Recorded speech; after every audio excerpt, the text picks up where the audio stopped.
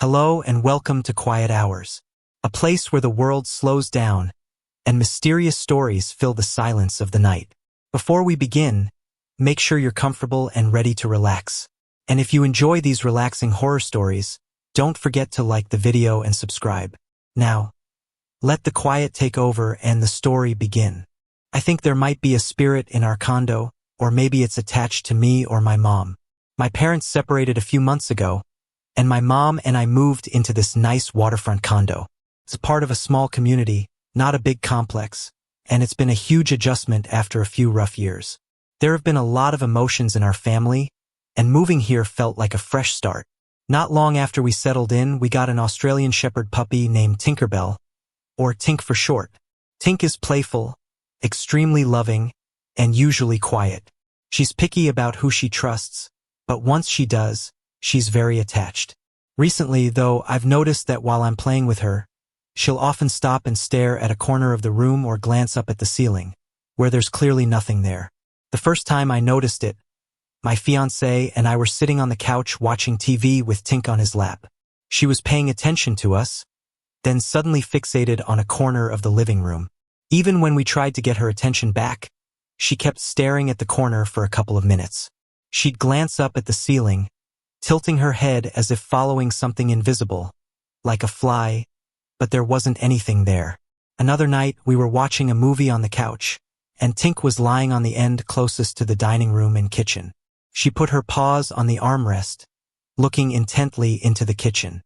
I figured she was listening for my mom, who sometimes comes home late, but then I heard one of the kitchen cabinet doors move, like someone had tried to open it but didn't quite close it.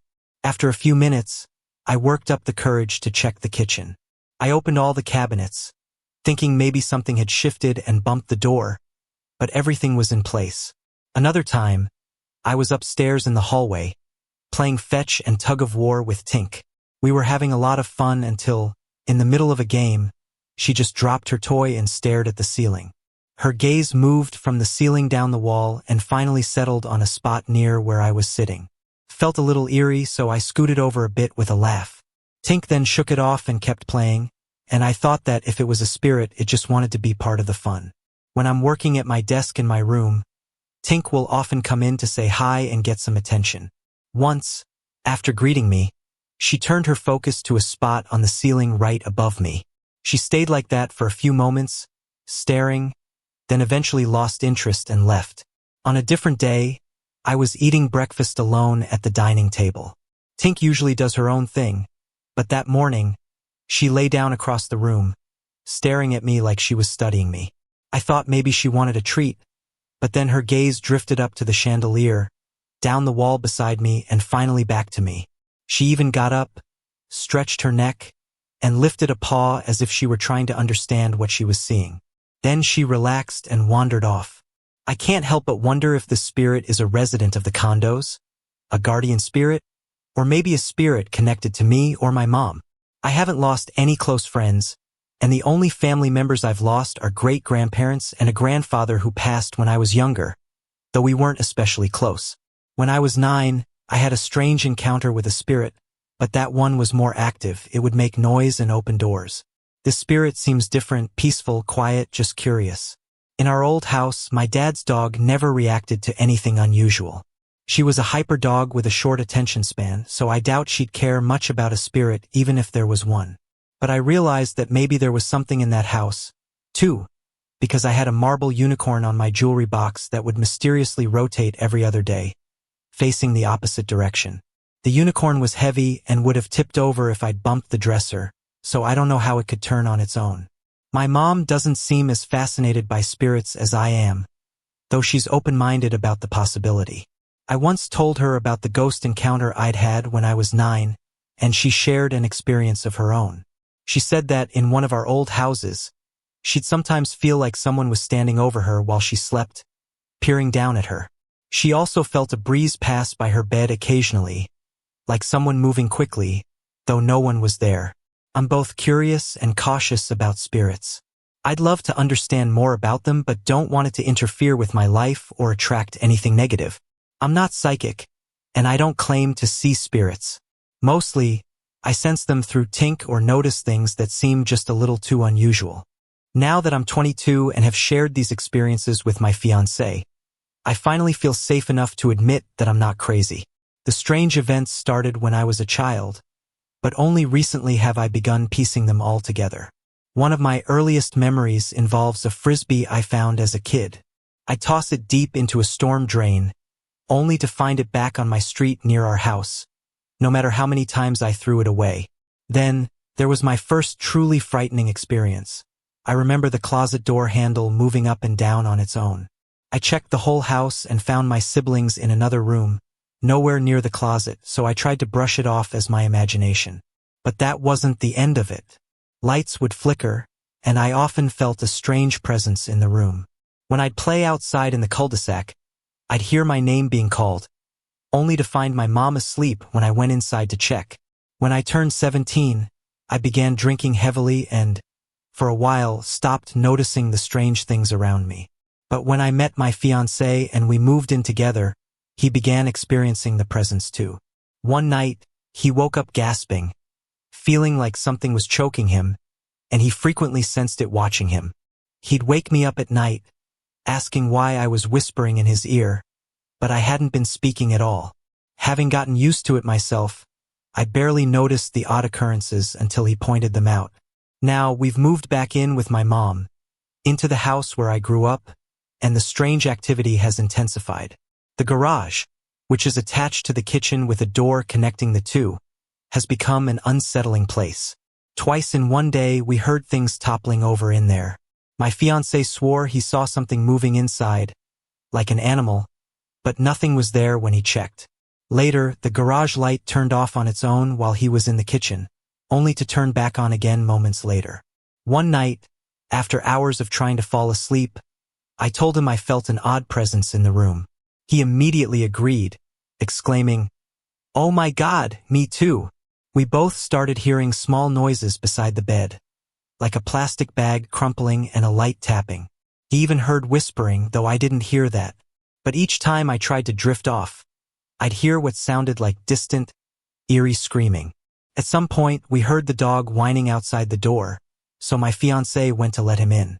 The moment he opened the door, an overwhelming, dark presence seemed to enter the room. My fiancé felt it immediately, and we both froze as a large, shadowy figure moved inside. Terrified, I pulled the covers over my head while he shut the door, and we started praying until we finally felt calm enough to fall asleep. We decided not to react to any more noises that night. The next day, we blessed the house with a Bible and prayer. Before we went to bed that night, the heater randomly turned off, and the dogs were acting strangely. My grandmother mentioned that they no longer woke up in the mornings to eat, and I suspect this presence has been tormenting them. Once, I even heard a low growl that didn't come from any of the dogs. It seemed as though they'd been staying up all night, restless because of whatever was in the house. Since that night, things have quieted down, and the dogs have started eating normally again. I'm hoping that blessing the house did the trick and that writing about my experiences won't stir anything up again. My ex and I split up, and now I'm with my fiancé, Charles. We live in a charming 1930s Southern tract home in Leesburg, Florida. We immediately fell in love with this place. It's surrounded by 1.5 acres of land, though it needed a lot of cleaning and care. We learned the house was built in 1930, with additions made in 1948. Charles and I saw the house for the first time last September and started cleaning right away. The grass around the property was 4 feet tall, so he and a friend spent hours mowing while I worked inside. We got the electricity turned on that first day and often worked late into the night, finally leaving around midnight and coming back bright and early the next morning. We painted, steam cleaned the carpets, and scrubbed everything. This was going to be our home. A few days before we officially moved in, I picked up my younger brother, Ben, from school and took him to the house. I didn't realize it then, but from the moment he stepped inside, he sensed something unusual. Ben has always had a gift for picking up on things beyond what others can see or feel. While I got back to cleaning, Ben asked if he could explore the house and the property. I said, "Sure, go ahead, buddy." Little did I know he was on a mission. Ben first went into what would be Charles's and my bedroom, which has a small adjoining room, perfect for a nursery if we ever needed it. He walked in, took a look, and then immediately ran outside to the woods behind our house. We own about half an acre of woods where our well is located. Ben disappeared into the trees for about 15 minutes before I went looking for him. As if he sensed me coming, he ran out, saying, "I'm here," and I told him not to scare me like that. We moved in officially in September 2011. After that, Ben rarely wanted to visit, and, if he did, he'd only stay in the kitchen, never venturing into other rooms and refusing to spend the night. By December 2011, I started noticing strange things. One night, after shopping with a friend, I brought home a golden quilt for our bedroom, which I thought would match the brown and gold curtains perfectly. As my friend and I spread the quilt over the bed, Charles was in the kitchen eating pizza. Suddenly, he yelled my name, and I ran in to see what was going on. Above the stove, where we had 5 pots hanging, all of them were swinging back and forth as if someone had pushed them. Charles said he'd glimpsed a black figure out of the corner of his eye, and as soon as he saw it, the pots started swaying. There was no explanation. He hadn't touched them, and we'd just gotten home, so the house was quiet. After that, things escalated. It was as if the spirits were putting on a show, letting us know they were there. Objects would appear and disappear. Our roommate even found his house key in the cabinet under the trash can, wedged in a spot where it couldn't have ended up accidentally. My friend, who stayed with us for a while, would sometimes wake up to someone shaking her, only to find no one there.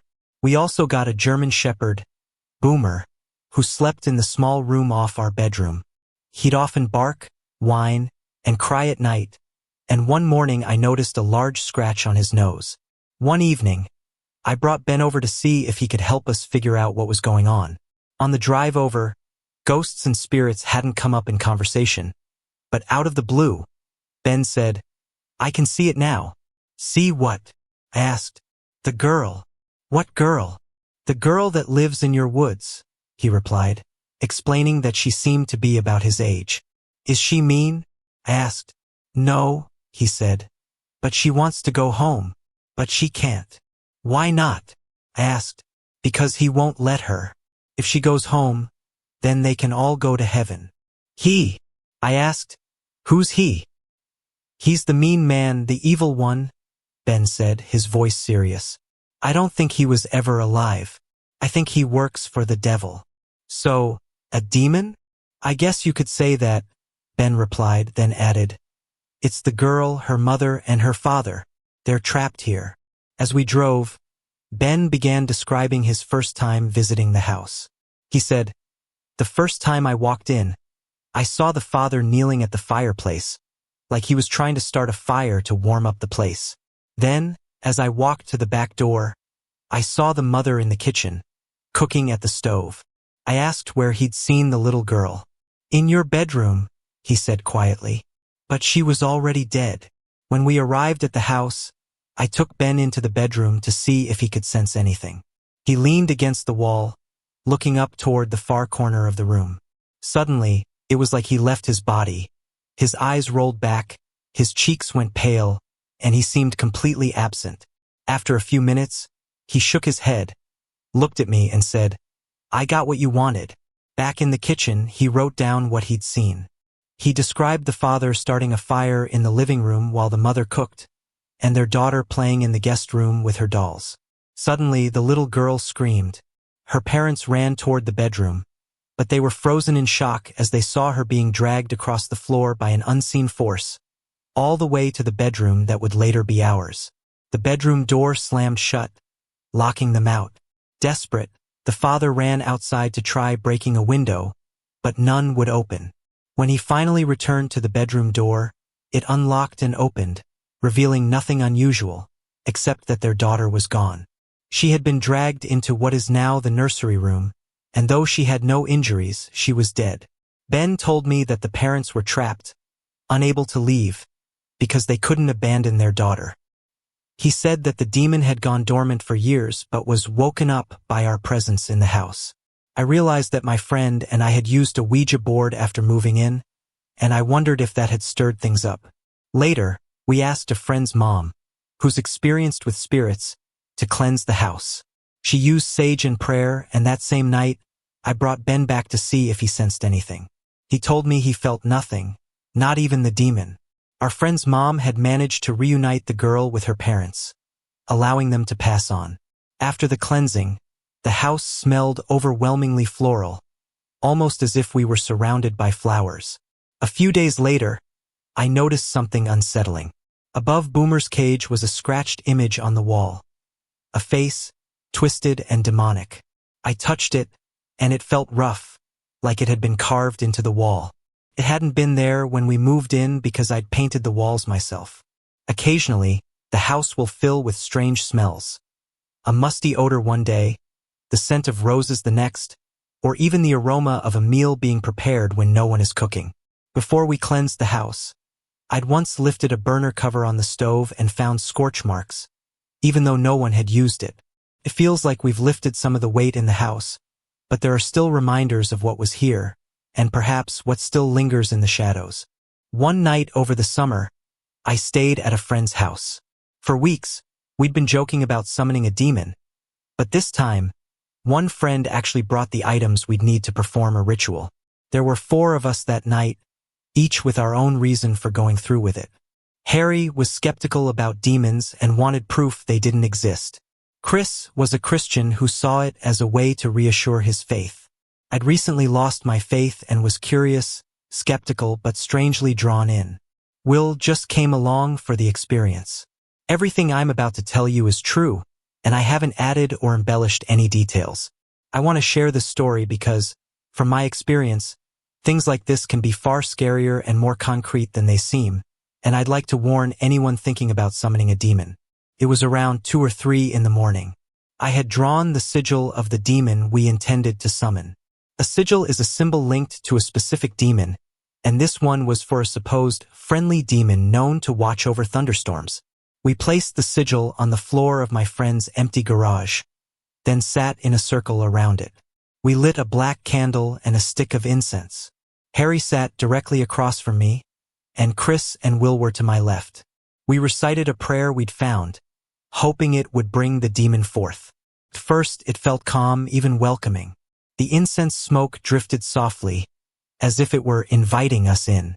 We started asking questions, joking with each other, feeling at ease.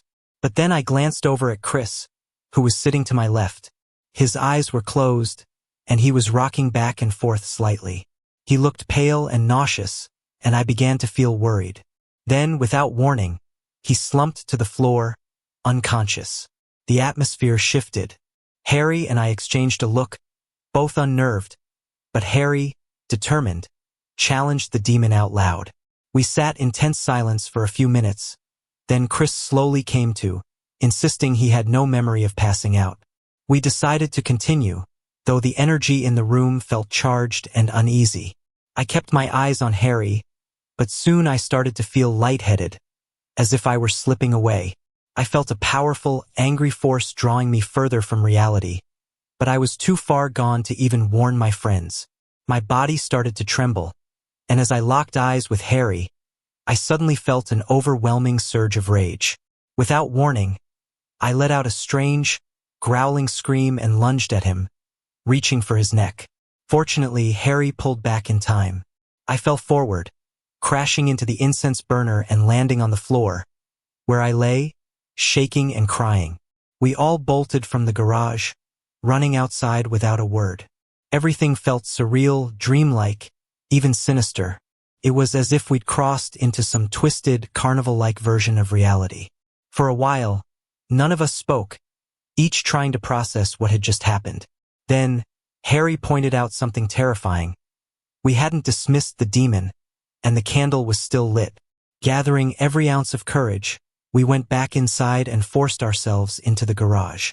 When we flicked on the light, we saw something that none of us will ever forget. In the corner of the garage stood the figure of a man, deathly pale, wearing a blood-stained goat's head. Behind him, instead of the garage wall, was a grotesque, red mountain of gore. It was beyond words. In shock, we stumbled forward, blew out the candle, and as soon as the flame died, the figure vanished. Later, we each described the same vision, confirming we'd all seen the same thing. The rest of the night was a blur. Shadows seemed to move around us, and I saw distorted images of dead animals and people drifting in the corners of my vision. Everything felt less real, like I was in some hazy nightmare that wouldn't end. A week later, I moved into a dorm room with Harry. Since then, we haven't experienced anything out of the ordinary. We don't talk about that night, and we don't tell anyone else what happened. I know now that I'll never mess with these rituals again. I'd heard warnings before, but I never understood what it meant to be so completely, deeply horrified by something you can't explain. This happened a while ago, not so long that I don't remember, but long enough that some details are admittedly a little hazy. I was in 8th grade at the time. I'm a junior in high school now, and my friend Lexi invited me and our other friend, Vivian, over for a sleepover. I didn't particularly love going to Lexi's house. She was a big-time exaggerator. A lingering TV picture after it was turned off would be, in her mind, a demon from hell having a rave on her roof. But we went anyway. Lexi had told me about a few odd things that had happened in her house. The one that stuck with me was when her mom supposedly had potpourri thrown in her face by an invisible hand. Besides that, nothing too wild. Lexi's house was small. A central living room opened directly into a kitchen and dining area with no clear separation between the spaces. To the right of the kitchen was a hallway leading to a guest room, a bathroom, and Lexi's bedroom. Across from the living room was her mom's room. The sleepover started out as usual. Stories, pizza, and all the typical teenage stuff. But then Lexi had a brilliant idea. "Guys, I have a Ouija board," she announced. As soon as she said it, my stomach turned. "No, Lexi, I don't want to. It sounds awesome." Vivian cut me off. I quickly realized I didn't have much say in the matter. Lexi pulled the board out of her closet. I don't remember many details about what it looked like, but she set it up on her bed and ordered us to gather around. I, of course, stubbornly stayed in the hallway near the bathroom. "Courtney," Lexi called out, "if you stay out there while we do this, the ghost will kill you." So, naturally, within seconds I was on her bed, huddled up to the board. Curse my paranoia. Lexi's room didn't have a main light, just a standing lamp, which we turned off. The only light came from the hallway, sending a thin strip of glow through the crack in the door, just barely illuminating a corner of the room. Lexi told us to place our fingers on the pointer. After a few moments of silence, I whispered, "So, what are we even supposed to do?" Vivian looked at me equally unsure. "Ask it questions?" Lexi, taking charge, loudly asked, "Hello, is anyone here? Can we talk?" Almost immediately, the pointer started moving. Vivian looked astonished, Lexi smug, and I squinted at Lexi. "You're moving it," I hissed. She narrowed her eyes at me. "I am not." Realizing arguing wouldn't get me anywhere, I just sat back, quietly skeptical. "What's your name?" Vivian asked, voice trembling with excitement. "Frank." I wrinkled my nose. "Frank. Wow." Lexi giggled. "Frank is the worst ghost name ever." "Shoo, don't make it mad," Vivian warned, wide-eyed. Lexi just smirked. "Frank is a dumb name. I'm not scared of Frank." She laughed, smug. I rolled my eyes. "We're all going to die." For about 10 minutes we asked Frank questions. I don't remember most of them, but they were vague and didn't make much sense. It became clear that one of us was probably faking the whole thing. Eventually, the pointer stopped moving, and we packed the board away, feeling more silly than spooked. The next morning, Lexi seemed determined to rile up the ghost she'd supposedly summoned, ridiculing Frank every chance she got. Nothing happened, and I let myself relax a little, convinced she'd made it all up. But 3 days later, things took a strange turn. Lexi didn't show up to school that day. Around 8 that evening, I got a call from her. "Courtney," she said in a low voice, sounding both worried and excited. "Frank got mad." "What did you do?" "I didn't do anything. I was helping my mom in the kitchen, and out of nowhere, a wine bottle flew off the shelf, broke, and cut my toe. I just got stitches." I frowned. Are you sure it didn't just fall? No way. It was on a shelf near the living room. To this day, I'm not sure if she was telling the truth or not. Other than the wine bottle attack, nothing else ever happened in her house. But it's a story I still remember. And who knows, maybe it's worth telling. I have a son, Jaden, who's 4 years old, and as a single mother, I try to stay open-minded about his world. My own mother is very attuned to the paranormal, but I didn't think I'd inherited that sensitivity. Lately, however, I've begun to suspect that Jaden may have a gift for seeing things beyond what most people can see. It was the middle of summer, and we were having a lazy day at home. The TV was on but muted, and Jaden was busy playing with his toys. Suddenly, I noticed him talking, saying things like, "Come on, Jack, you're the bad guy." I assumed he was just talking to himself or making up a story with his toys, so I brushed it off. A week later, I was chatting with Jaden about a dream he'd had the night before. He mentioned he'd been with a friend, so I asked what his friend's name was. "Jack," he replied. I didn't think much of it and figured it was just a name he'd picked up from a show or toy. Over the next few weeks, though, he kept mentioning this Jack. Finally, I asked him who Jack was. Without missing a beat, he lifted his arm, pointed behind me, and said, "Why don't you just ask him yourself?" That made me jump, but I convinced myself Jack was just an imaginary friend.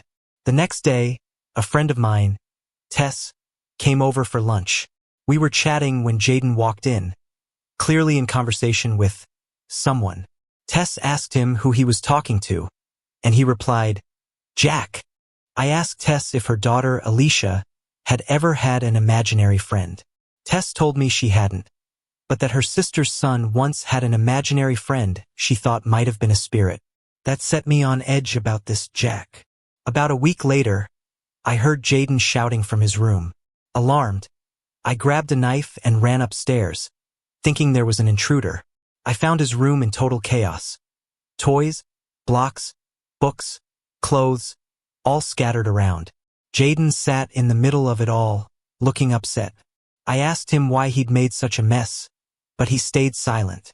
Frustrated, I told him to clean it up and walked out. Just as I turned to leave, he shouted, "It was Jack!" I stormed back into his room, yelling, "It wasn't Jack, because there is no Jack." 2 days later, I went upstairs to put away some of Jaden's clothes, and to my shock, I found him standing on top of his cupboard, a good meter and a half high. I yelled, "What are you doing up there? Get down." He looked at me, calm as could be, and said, "Jack told me to jump. I have to be nice to Jack, or he'll hurt me." At that moment, I started to wonder if Jack wasn't so imaginary after all. I decided to set up a baby monitor in his room. If that didn't reveal anything, I'd try a camera. I kept the monitor downstairs in the kitchen, where I could hear it clearly. Later that evening, as I sat at the table, I heard a strange buzzing noise through the monitor. It was static, interspersed with Jaden's voice. Every now and then, I'd hear another voice, low and garbled, like it was struggling to come through the white noise. I rushed upstairs and found Jaden playing with Jack again. Determined to get to the bottom of this, I set up a camera in his room alongside the monitor. I watched from the kitchen, feeling tense as I kept an eye on the monitor and the video feed. To my horror, I saw toys, blocks, and books moving on their own around Jaden. I was frozen in fear, watching as he stood up, shouting, "And oh, Jack, no!" Moments later, a booming voice erupted over the monitor. "I will hurt you." A loud thud jolted me out of my shock. I dashed upstairs, calling for Jaden, and found him on the floor of my bedroom, crying in pain near my wardrobe. I scooped him up and rushed him to the hospital, where they told me he had a broken rib and a sprained wrist. Once he'd calmed down, I gently asked him what had happened. "Jack pushed me off your cupboard," he whispered. That was the final straw. I called a priest to cleanse the house that same week. After the blessing, Jaden seemed different, lighter somehow. He no longer seemed afraid in the house, and 3 months later, he hasn't mentioned Jack again. In August of 2000, our family moved into a larger house. That same day, my husband went to pick up his mother from the Pensacola airport. She was a petite, 70-year-old lady from Vietnam who was coming to live with us. We were excited to have her join us, but our first night in the new house brought some unexpected surprises. That night, my husband and I were woken up by scratching sounds coming from under our bed. Our first thought was that our outdoor cat might have snuck inside, so we got up and looked under the bed. Nothing. We checked the back porch, and there was our cat, fast asleep. Shrugging it off, we went back to bed, assuming it was just some odd noise in the new house. The next night, I woke up to an odd sensation. The bed was vibrating. I lay there wide-eyed, thinking I must be imagining it. I didn't mention it to anyone, fearing I'd just get laughed at. A few nights later, my husband admitted something that sent chills through me. "I need to tell you something," he said. "I think I'm going nuts. I've been waking up because the bed's been vibrating." Hearing him say that confirmed it wasn't just in my head. Over the next 6 months, we faced restless nights filled with strange events. The bed would vibrate randomly, and we'd wake up to find the covers tossed on the floor at the foot of the bed. Odd noises would sound from the corners of our room, and every night, the room felt unusually cold. We began to dread going to bed, often waking up shivering when the covers were pulled off. To avoid scaring our daughters, who were 12 and 14, we didn't mention any of this to them, especially since their bedrooms were on the other side of the house. Hoping for answers, we asked our neighbor if she'd heard of anything strange happening in our house. She said no and added that she and her husband had been there since the neighborhood was built. One night, I decided to run my camcorder through the night to see if it would capture anything unusual. For the first couple of nights, everything looked ordinary, just us sleeping. But one night, as I set up the camcorder, it kept turning off on its own. I'd plugged it in to avoid battery issues, so there was no reason for it to shut down. After a few tries, it finally stayed on. The next morning, I reviewed the tape. Most of it was the usual, us asleep. But then, about an hour in, the camera began focusing in and out on something in the darkness, though nothing was visibly there. At the time, I thought the camera might be malfunctioning, but looking back, I wonder if it was trying to focus on something we couldn't see. I still have that tape somewhere and think I need to watch it more closely. Around the 6-month mark, my mother-in-law became extremely homesick and lost a lot of weight. Originally, she was supposed to live with us indefinitely, but we decided it would be best for her to return to Vietnam and be with the rest of the family. After we put her on the plane, everything we'd been experiencing stopped. My husband firmly believes it was the spirit of his late father, who had died in a fire while his mother was pregnant with him, trying to tell us that his mother didn't belong with us. One night, before she left, I was in our bedroom watching TV with my youngest daughter. Suddenly, she looked up, a puzzled expression on her face, and asked, "What?" I looked at her, confused, and asked what she meant. She replied, "You just tapped me on the head. What do you want?" But I hadn't touched her. Finally, I decided to tell her what had been going on in our room and asked if she'd experienced anything unusual. She hadn't, so it seemed the activity was concentrated only in our bedroom. Thankfully, she's always been open to the paranormal and took it in stride, unlike her sister, who would have been terrified. Looking back, I can't help but feel there was a message in all of this, like the past and the present were somehow colliding in our room. Whatever it was, it left with my mother-in-law, and we've had peace in our home ever since. Back in 1986, my husband and I were living in a tiny one-bedroom apartment in the Miami area with our brand-new baby daughter. Nights could be particularly tough because she was often fussy. One night, when she was especially restless, I decided to grab her, along with some pillows and a blanket, and head to the living room for a change of scenery. We both fell asleep, but sometime in the night, something woke me up. I had been sleeping on my back, and as I opened my eyes, I found myself staring at the living room wall directly in front of me. That's when I saw her. A little girl around 2 or 3 years old, with a big smile on her face, wearing dark overalls. She looked as real as anyone I'd ever seen. I remember thinking, I am fully awake, and I am seeing this. I stared at her for a few seconds, processing what I was witnessing, when she began to fade up toward the ceiling and vanished. Uneasy and unsettled, I quickly grabbed my baby and all the bedding and hurried back to our bedroom. The next morning, I told my husband about the experience. He suggested that perhaps a little girl had died in the apartment and her spirit was lingering there. I also shared the story with my dad, and his response took me by surprise. He said the little girl I had seen was actually my future daughter, stopping by to check on me. I was horrified. At the time, my husband and I were barely scraping by, eating ramen noodles several times a week just to afford formula, diapers, and rent. The last thing on our minds was having another baby. In 1988, I discovered I was pregnant again. I felt a mix of excitement and fear. My husband, however, was worried about how we would manage with another child on the way. We were in the process of closing on our first little home, so it felt like a bad time for a baby. On November 26th, my second daughter was born, and despite our financial worries, I was thrilled. I just knew everything would work out somehow. Several years passed, and we moved from Miami to a small town in the Florida Panhandle. One morning, while getting my daughters ready for a day of outdoor play, my youngest was 3 and my oldest was 5. I was fastening the buckle on my youngest's corduroy overalls when I looked into her eyes. In that moment, I saw the same little girl I had seen years before, the very image of the child in dark overalls. It struck me like a bolt of lightning, and I felt an instant connection. From that day forward, the bond with my youngest daughter felt extraordinary. It wasn't just the typical mother-daughter connection. It was something deeper, something spiritual. We shared so many moments of synchronicity, finishing each other's sentences, having the same dreams, and feeling an unspoken understanding between us. It's difficult to put into words. A couple of years ago, my daughter left for college about 5 hours away from home.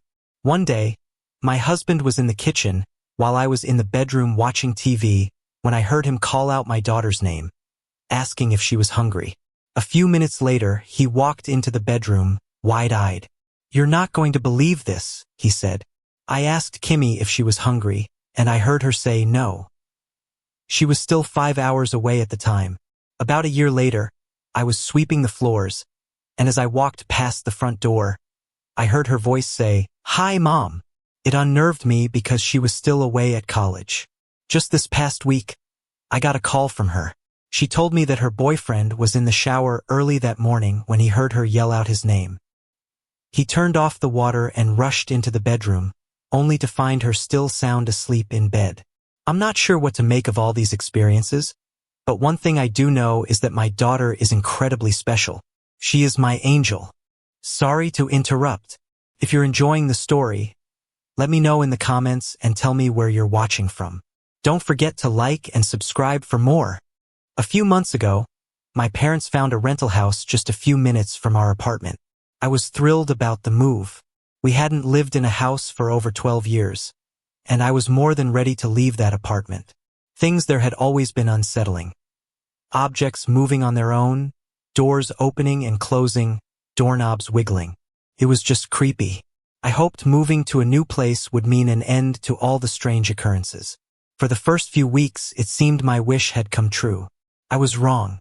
Occurrence number 1. One night, I came home late from my boyfriend's house, around 4 a.m., ready to crash. Remembering that my mom had been doing laundry, I headed to the laundry room to grab my pajamas. As I walked in, I felt like I was stepping through something. A dense, invisible mass. It wasn't cold, but it felt thicker than the air around me, pressing against my skin. A sudden, overwhelming fear hit me, almost blinding in intensity. My heart pounded, and I stifled a scream, not wanting to wake everyone. I backed away quickly, abandoning my pajamas, and fled to my room. The experience left me shaken, but after a few days, I pushed it out of my mind, until the next incident. Occurrence number 2. Another late night, around 4 or 5 a.m., I came home and heard shuffling noises. Then my parents burst out of their room, my dad holding a gun, aiming it right at me. They realized it was me and sighed with relief. I asked what was going on, and they explained that they'd been hearing noises all night, as if someone was moving around the house. They'd searched every room, only to find nothing. With my heart pounding, I went to brush my teeth. As I did, I began hearing banging noises, the same sounds my parents had described. Following the noise to the living room, it suddenly stopped. I shrugged it off and went to the kitchen for a glass of water. But as I opened the fridge, I heard rustling coming from the bags in my room. Plastic bags I'd left on the floor after shopping the day before. Confused, I ran to my room, but the sound stopped the moment I entered. I stood there staring at the bags for a few moments before climbing into bed, pulling the covers over my head, trying to shake off the eerie feeling. Occurrence number 3.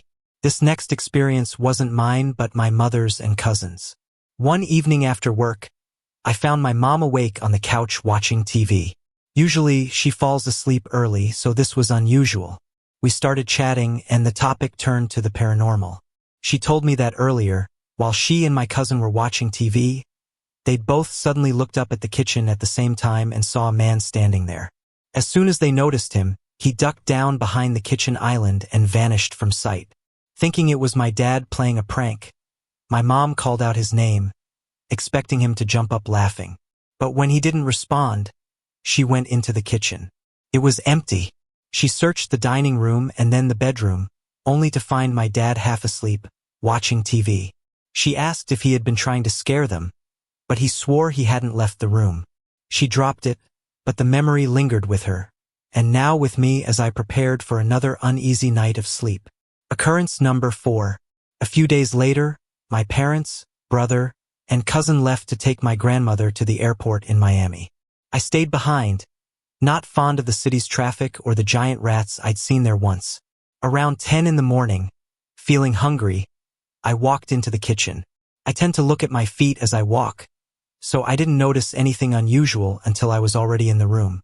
When I looked up, I saw a man walking into the Florida room. Thinking someone had broken in, I reached quietly for a butcher's knife and crept toward the Florida room. It was empty. I checked the dining room, my parents' bedroom, and circled back to the kitchen. Nothing. It didn't make sense. I would have seen him if he tried to leave, and all the windows and doors were shut tight.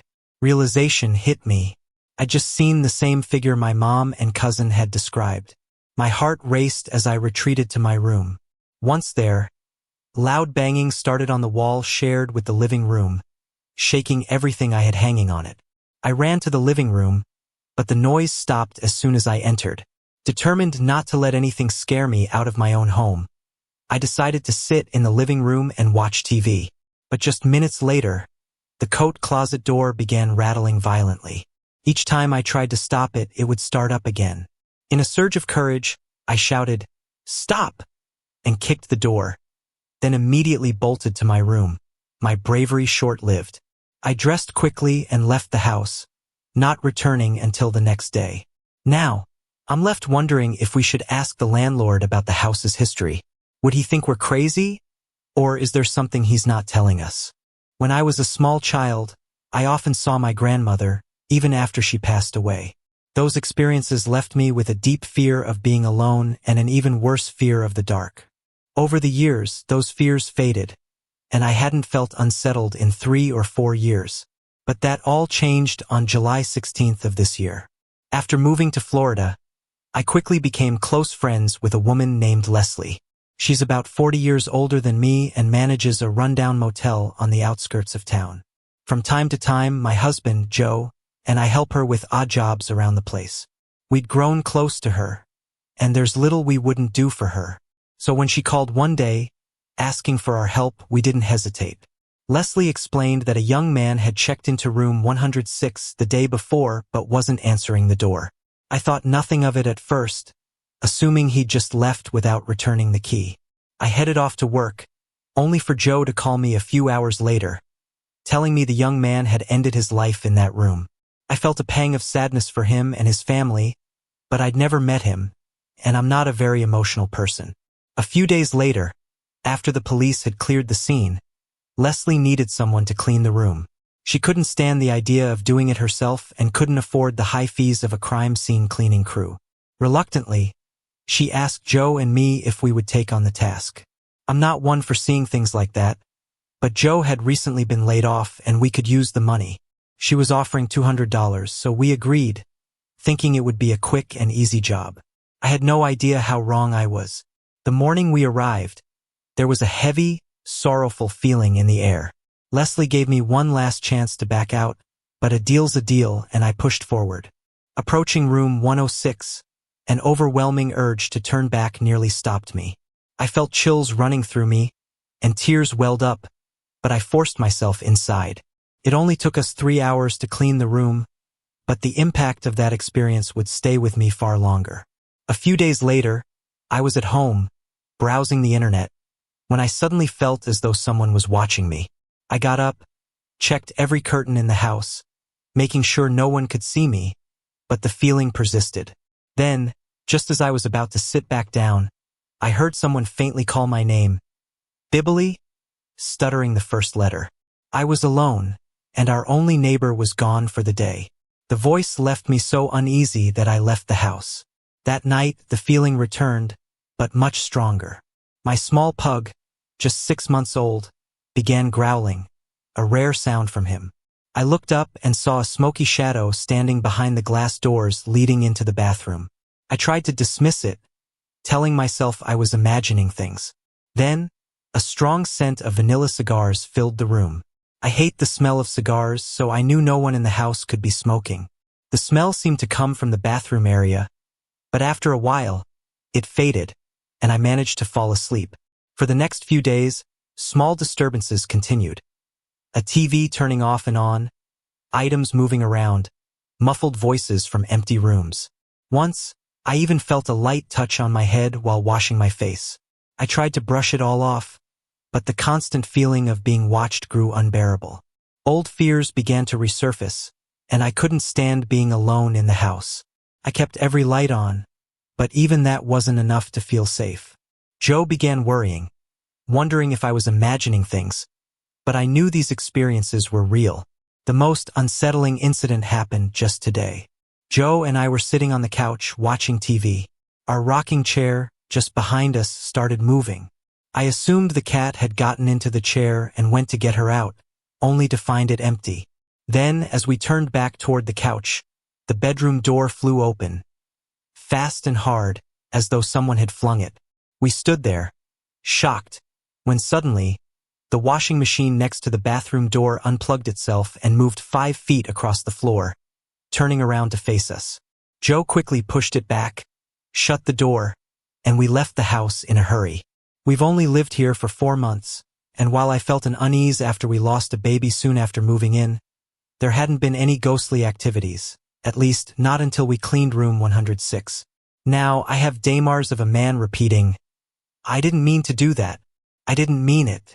I believe it might be the young man who took his life, but I can't be sure since I haven't found a picture of him. I don't know what he wants or if he attached himself to us in that room. All I know is that this doesn't feel over. Not yet.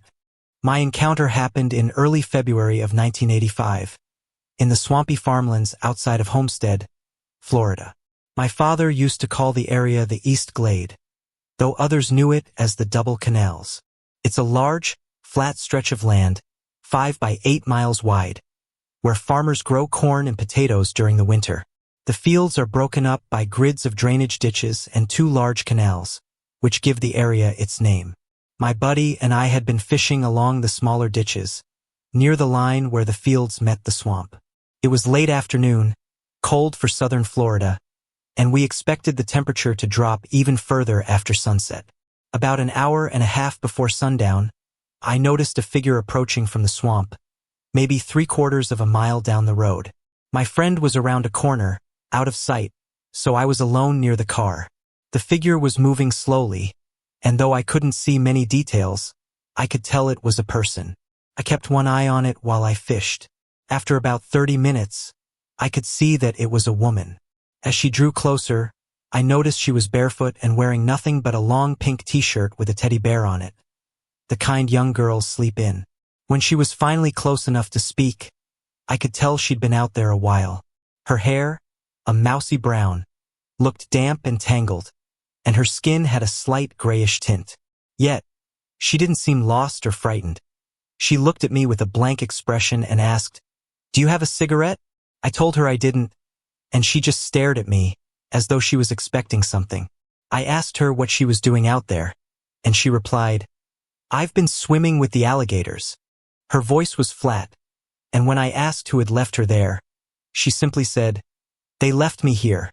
I offered her a ride back to town once we were finished fishing, but she just replied, "I have no place to go." I told her I could give her a few bucks and drop her off at a convenience store, and she said, "I'll wait over there." She walked about 50 feet away, squatted down in the road, pulled her shirt over her knees, and sat there, staring at nothing. Feeling unsettled, I went to find my friend and told him about the strange girl. We spoke quietly, out of her earshot, and he suggested she might be setting us up for trouble. But I doubted it. I had a large pistol with me, and she didn't seem like a threat. He asked if she'd tried to proposition me, but she hadn't. The whole situation felt eerie. When it was time to leave, she climbed into the back seat of my old Chevelle without a word. My friend asked her the same questions I had, and she gave the same odd answers. She'd been swimming with the alligators. They left her there, and she had no more friends in town. After that, we drove in silence. About half a mile from the paved road, she suddenly said, "I forgot my shoes." I told her she could get more shoes somewhere else, but she insisted, saying, "I must have my high heels." I wasn't about to argue, so I pulled over and let her out. She stepped out of the car, and as soon as she closed the door, my friend looked at me and said, "She's a spook." I laughed, thinking he was just joking, but he looked serious. He placed his hand on the seat where she'd been sitting, and when I touched it, it felt ice cold. That's when he pointed out that she didn't have any smell. Not even the swampy odor of someone who'd spent all day in the South Florida wetlands. I turned to look back, but she was gone. The road we were on was a straight, wide strip of white rock with freshly planted fields on either side, not a bush or tree in sight. There was no way she could have disappeared without a trace. My friend kept insisting she was a spirit, but I didn't want to believe it. I told only a few people about the encounter, but one day I mentioned it to my father. To my shock, he looked at me gravely and said he'd seen the same girl 50 years earlier, in the exact same area. When she approached him, she'd asked the same question, "Do you have a cigarette?" But her appearance had been even stranger. She was completely naked, except for a pair of high-heeled shoes. He said she'd looked like she'd been out there for ages. It was chilling to think that the same spirit had appeared to both me and my father, decades apart. To this day, I can't explain who or what she was, but I'll never forget the cold emptiness of that encounter. It's now 9:01 a.m., and this happened just about an hour ago. You know that feeling when you're on the verge of waking up from a deep sleep, and your mind instinctively wants to move your leg, arm, or something? Well, when I tried to move, I couldn't, not even an inch. At first I thought, great, it must be Jacob sitting on my legs again. Jacob is my dog, and he has a habit of sleeping on me sometimes. But here's the thing, Jacob isn't that heavy. I tried kicking my legs a bit to get him off, but nothing. I couldn't even move my head or arms. The strange part is, while I've had this sort of sleep paralysis before, it was never this intense. It felt like I was trying to yell, "Jacob, get off me!" But later, I realized my mouth was closed the entire time. When I finally started to regain control, the first thing that moved were my eyes, which opened wide. And just when I was convinced that no one would hear me struggling, a calm, casual voice broke the silence. "Move your left leg. I'll get off then." Now, I was lying on my side in a kind of stretched out fetal position with my right leg resting on my left. At first, I thought the voice was just my mind giving me a logical answer or something, trying to help in my panic state. In desperation, I focused all my energy on my left leg, managing to move it just a bit. And suddenly, I could move everything. The paralysis lifted.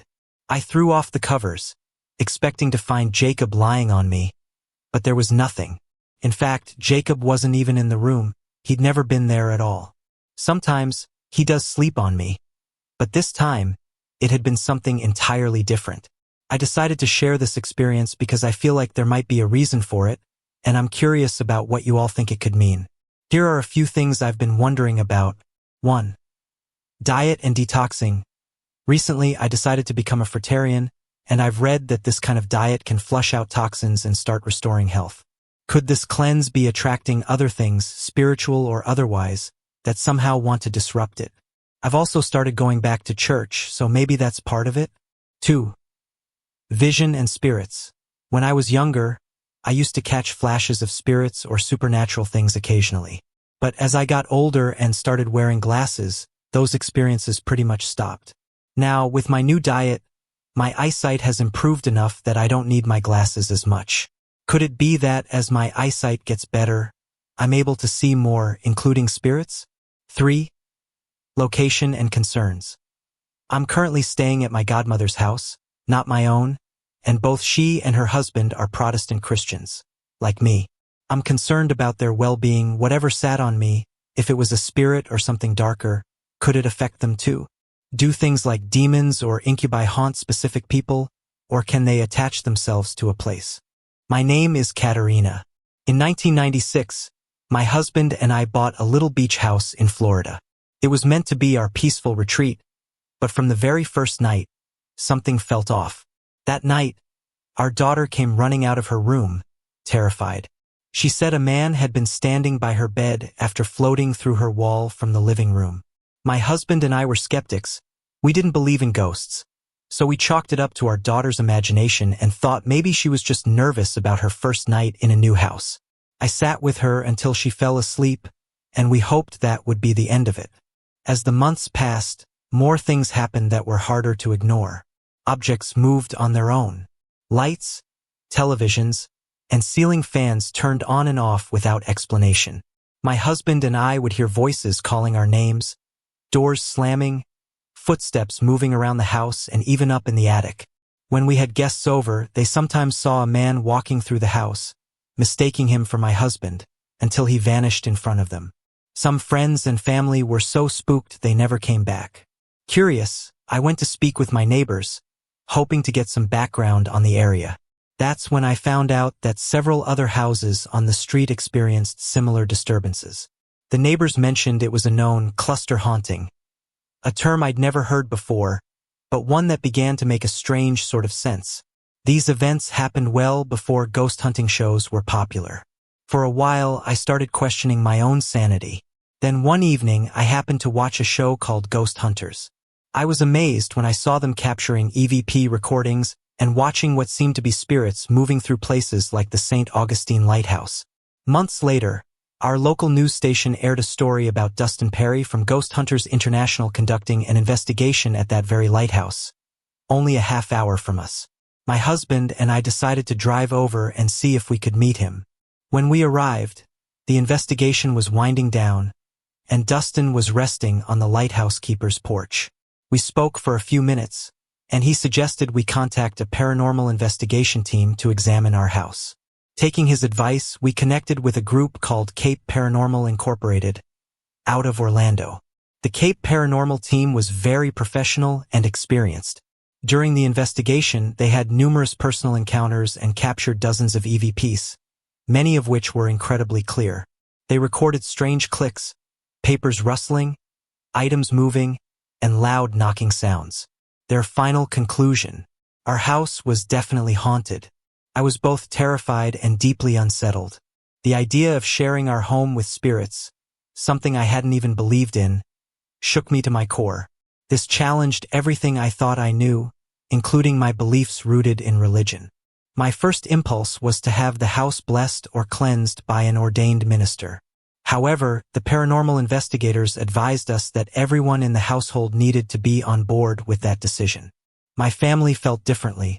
They believed that unless the spirits were hostile, trying to force them out would be wrong.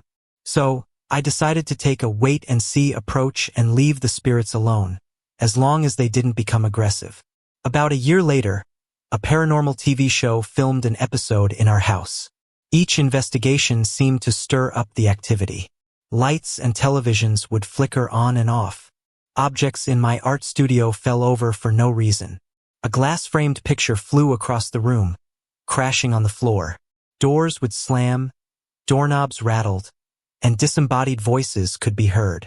After a few weeks, things would settle back down, and I finally decided to decline any more investigation requests. However, one idea kept coming up, a ghost cam in my art room, the most active space in the house. I decided to go for it, reasoning that it would let people observe from afar without disrupting our lives or disturbing the spirits. The first night the ghost cam was set up, I didn't expect much. But immediately, we began to hear sounds. A woman's voice singing, whispering and talking, footsteps, brushes and pencils rattling. Viewers saw balls of light and a shadow moving around in my desk chair. What started as an experiment for other ghost enthusiasts quickly turned my house into a paranormal investigator's dream and a homeowner's nightmare.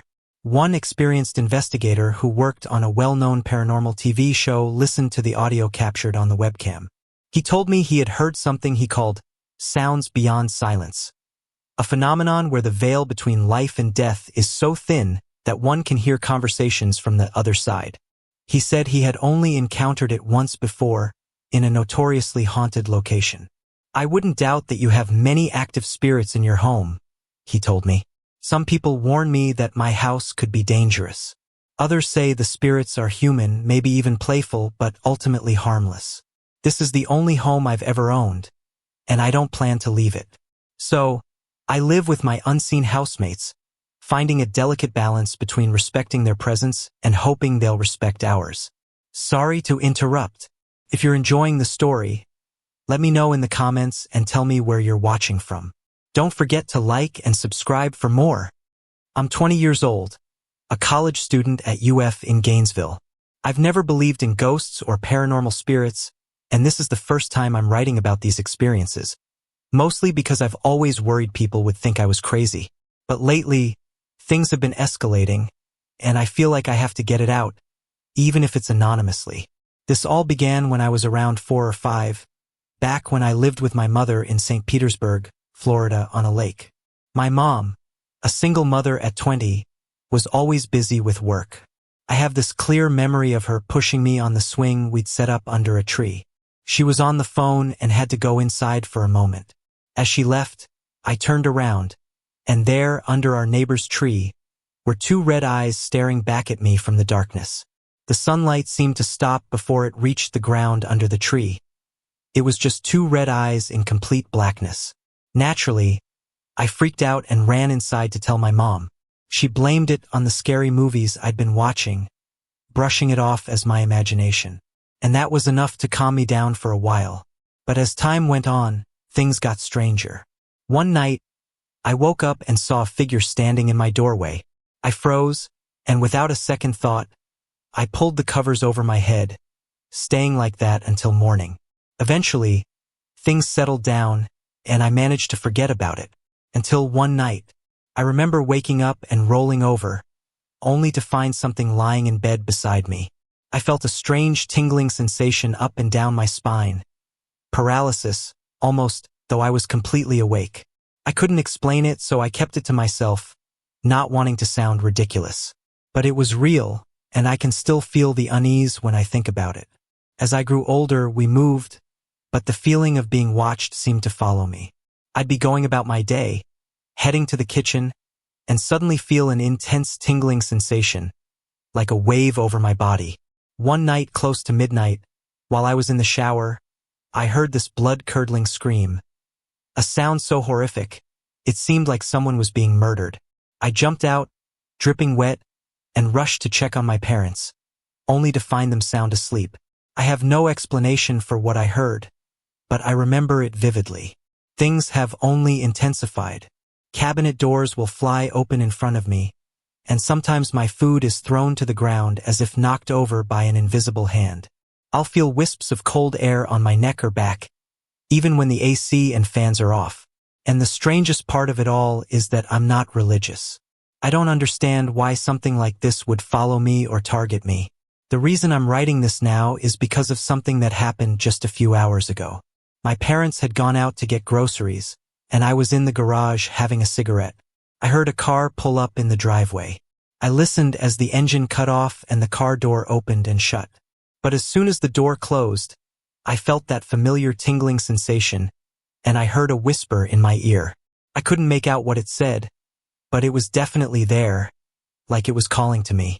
I panicked, ran inside, locked the doors, and looked out the window, but there was no car in sight.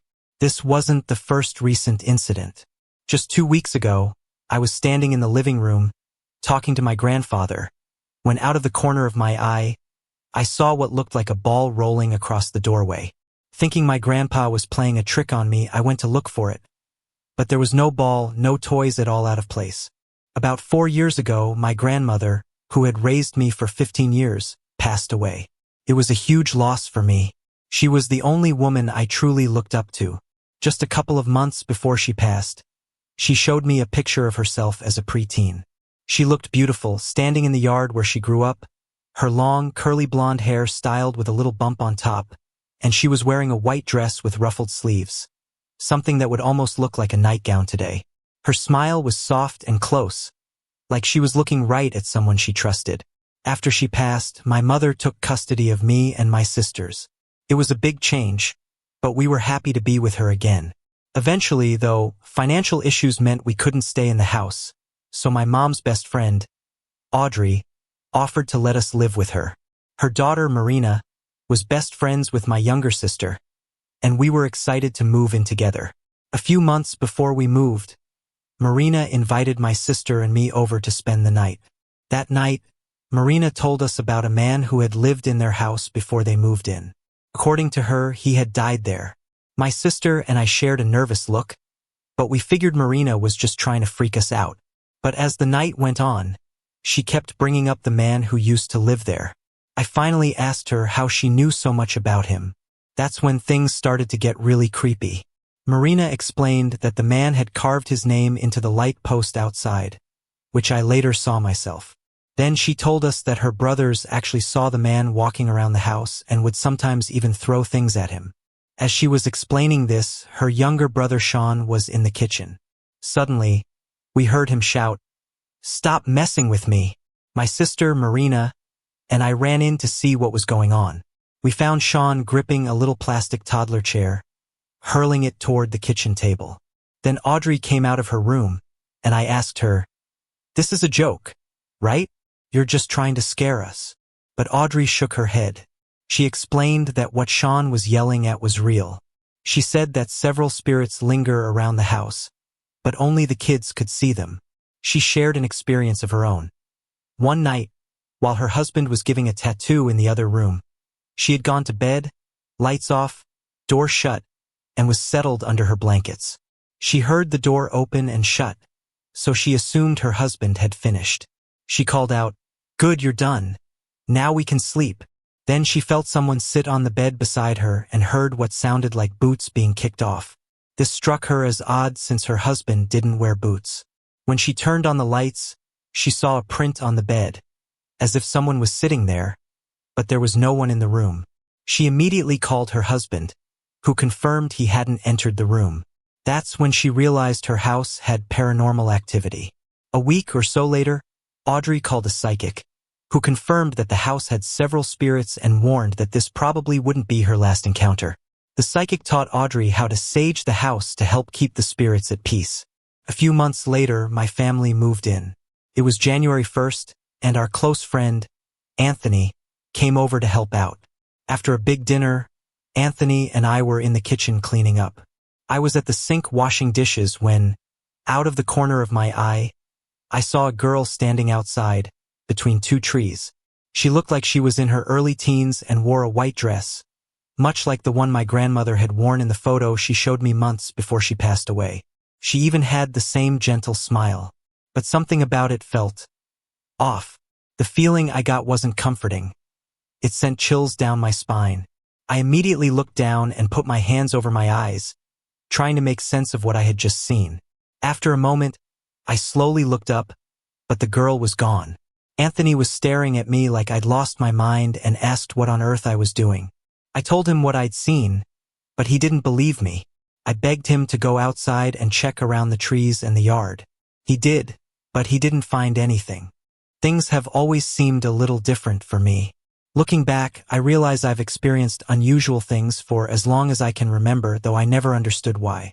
When I was 4, we moved from Virginia to Florida. I don't remember much from Virginia, but one memory stands out vividly. It was Christmas morning, and I'd gotten up early. I checked everyone's rooms to make sure they were asleep before heading downstairs. Our front door was immediately to the left of the stairs, and across the hall there was another room. From my spot on the stairs, I could see the figure of a man, dressed like Santa in red and white. It was so clear and real that I froze. I knew everyone else was still asleep, so I panicked and ran partway back up the stairs, thinking about what to do. When I finally came back down, the man had disappeared without a trace. Being so young, I didn't put much thought into it, but it stayed with me. When we moved to Florida, I struggled to fit in, especially being in the South where I looked different from most kids. In second grade, I started hearing people call my name, but when I asked, no one else seemed to hear it. Sometimes they'd even look at me like I was crazy or insist they hadn't spoken at all. Kept happening for years and still does now and then. I've also always had a lot of déjà vu, as if I'd seen these moments before. When I was about 6, we lived with my grandmother for a while. One day, I was crawling up the stairs like kids do when I had this strange urge to try climbing down them. I didn't get far before I slipped, falling hard. My back hit the rug at the bottom, and my head smacked against the tile. It was a painful, jolting experience, and something shifted after that. As we moved in and out of my grandmother's house over the years, I began to feel uneasy there. I would see shadowy figures now and then and often had the feeling I was being watched. One night, when most of the family was out, I saw a figure with a top hat walk right past my door, footsteps and all. I got up to check, but there was nowhere he could have gone in that direction. I'd see him frequently in the area around the stairs where I had fallen, and he always made me uncomfortable. I didn't usually feel scared around other figures, but something about him was different, like he carried a bad energy. Another memorable experience happened when my mom was ready to buy a house in Pembroke. She had a great job, and everything was lining up, but I couldn't stand the house from the moment we visited. It was in a cul-de-sac right by a lake, which seemed peaceful enough, but as soon as we stepped inside, I couldn't shake the feeling that I was being watched. Even in rooms without windows or when I was alone, it felt like something was following me. Oddly, the feeling would disappear as soon as I stepped outside. When I talked to my grandmother about it later, she admitted she'd felt the same unease inside that house. Later that year, my mom lost her job, and we couldn't afford the house after all. We live in an apartment now, and I like it more. But even here, sometimes I feel like I'm being watched, especially from the doorway of my room. Occasionally, I'll see figures moving down the hallway from my bedroom to the front door, even when no one is home. The hallway is long, stretching from our roommate's room all the way to the front door. One of my friends refuses to be alone in my room, saying it feels like she's being watched. I can't help but wonder if I'm being followed by a spirit or two. The one at my grandmother's house feels different from the one I sense here in the apartment. I believe they're both men, but the one at my grandmother's wears a top hat, and he fills me with a kind of fear I don't feel with the one here. My mom thinks I might have attracted these spirits because I talk out loud a lot. Every night, I speak to myself to relieve stress. It's almost a ritual. She says that could be drawing them in. Is that really what's happening? Or is it something else entirely? I'd love to figure this out. When I was 18, my grandfather bought a house in Leesburg, Florida. It was big enough for him, my mother, my stepfather, and me to live comfortably. From the very first night, I felt a presence in my room. I sensed an elderly man watching me, often seeing a shadow standing by my bed. Seemed he didn't want me there, but I never felt threatened, just uneasy.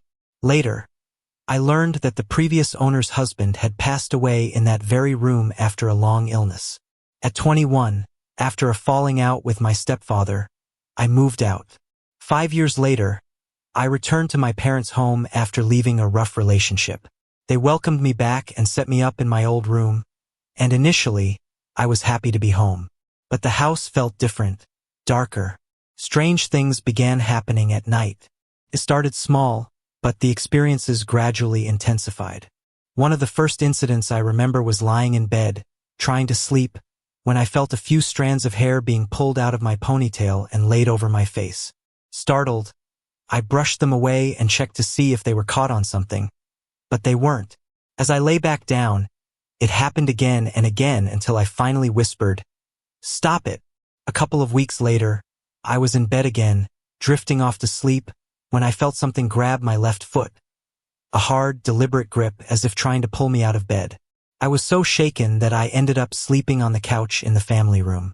After that, I'd often feel something sit on the edge of my bed or even crawl in beside me. Soon, I started waking up with unexplained scratches and bruises on my legs and torso. Alongside these incidents, I felt something I'd never experienced before. An overwhelming sense of dread. Coming home from a friend's house, just seeing the place would make me feel sick. I started having nightmares almost every night, often about harming myself.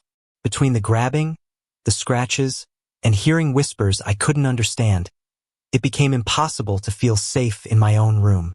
One day, in broad daylight, I was working on a project for my graphic design class. I was the only one home, and everything was quiet. I stepped out of my room to grab supplies, and when I returned, something screamed in my ear. An angry, wordless scream. I froze in place, then bolted out of the house and didn't come back until I could stay at my boyfriend's place. Things escalated from there. On the rare nights I managed to sleep, I would often wake around 3 a.m., gripped with an unbearable sense of dread. One night, feeling especially frightened, I turned to my Catholic upbringing and began to recite the Lord's Prayer. Before I could reach Amen, an invisible force punched me in the stomach, knocking the wind out of me and curling me into the fetal position. I lay there, too terrified to move, and waited for dawn to break. My best friend started visiting more often, sensing something was wrong. She'd stay the night but would always get sick for no reason, throwing up until she had to leave early. My boyfriend experienced similar things. Once, his right eye turned blood red, and he had a throbbing headache. He left, but 2 minutes after he called me, saying that his headache had disappeared, and his eye was back to normal. He insisted there was something wrong with my parents' house. Then came the most terrifying experience yet. Late one night, I was in bed watching TV. I decided to try to sleep, so I turned off the TV and was reaching over to turn off my lamp when I suddenly couldn't move. I was paralyzed from the neck down. There was a strange pressure in my ears, and I tried to call out for my mom, who was in the next room, but no sound came out. Panicking, I tried to scream, but all I managed was a faint scratch of a voice. Then, my bathroom door slowly slid open, and what emerged is still unfathomable to me. It looked like an alien crossed with a lizard's scaly, gray, and dead-looking skin, with burning red eyes. It had no nose, no ears, just long claws and a hunched posture. It looked right at me, hissed, and revealed needle-sharp teeth before turning and walking out of my room. I heard the sound of its claws scraping the wood floor as it left. When I finally could move, I ran straight to my mother, who saw I was shaken and asked if I was feeling sick. I broke down and told her everything, relieved that she, having had her own paranormal experiences, didn't dismiss me. I still don't know if what I saw was a demon, but I replay it in my mind, searching for answers. Not long after that night, life took a turn for the worse. My grandfather passed away suddenly in the house, the home went into foreclosure. I found out my boyfriend had been cheating on me, and I was in a terrible car accident. I ended up in a mental health facility for a short stay, overwhelmed by everything happening around me. When I came back, my parents were already packing to move out. I refused to go into my room alone or at night while packing. I left many belongings behind, afraid that whatever was in that room might follow me. Since leaving, I've become a much happier, healthier person. Though I've had a few paranormal experiences since, nothing has ever been as dark or terrifying as what I went through in that house. I now know what true evil energy feels like, and whatever it was, it left its mark on me. Winter of 2009 was brutal in eastern Tennessee. It was so cold that our water pipes burst, and my dad and I had to haul water for our horses. So when we boarded a plane to St. Petersburg, Florida, where it was still reaching 80 degrees Fahrenheit, it was a welcome escape. It was my first beach trip with my dad, and the warmth was a relief. We stayed in a mobile home owned by my dad's friend, Bob. By the time we got there, it was around 1 a.m., and we were both a bit drunk from the flight. Despite the alcohol, I immediately sensed a presence in the house. Even though I was in my early 20s, I decided to sleep in the same bed as my dad that night.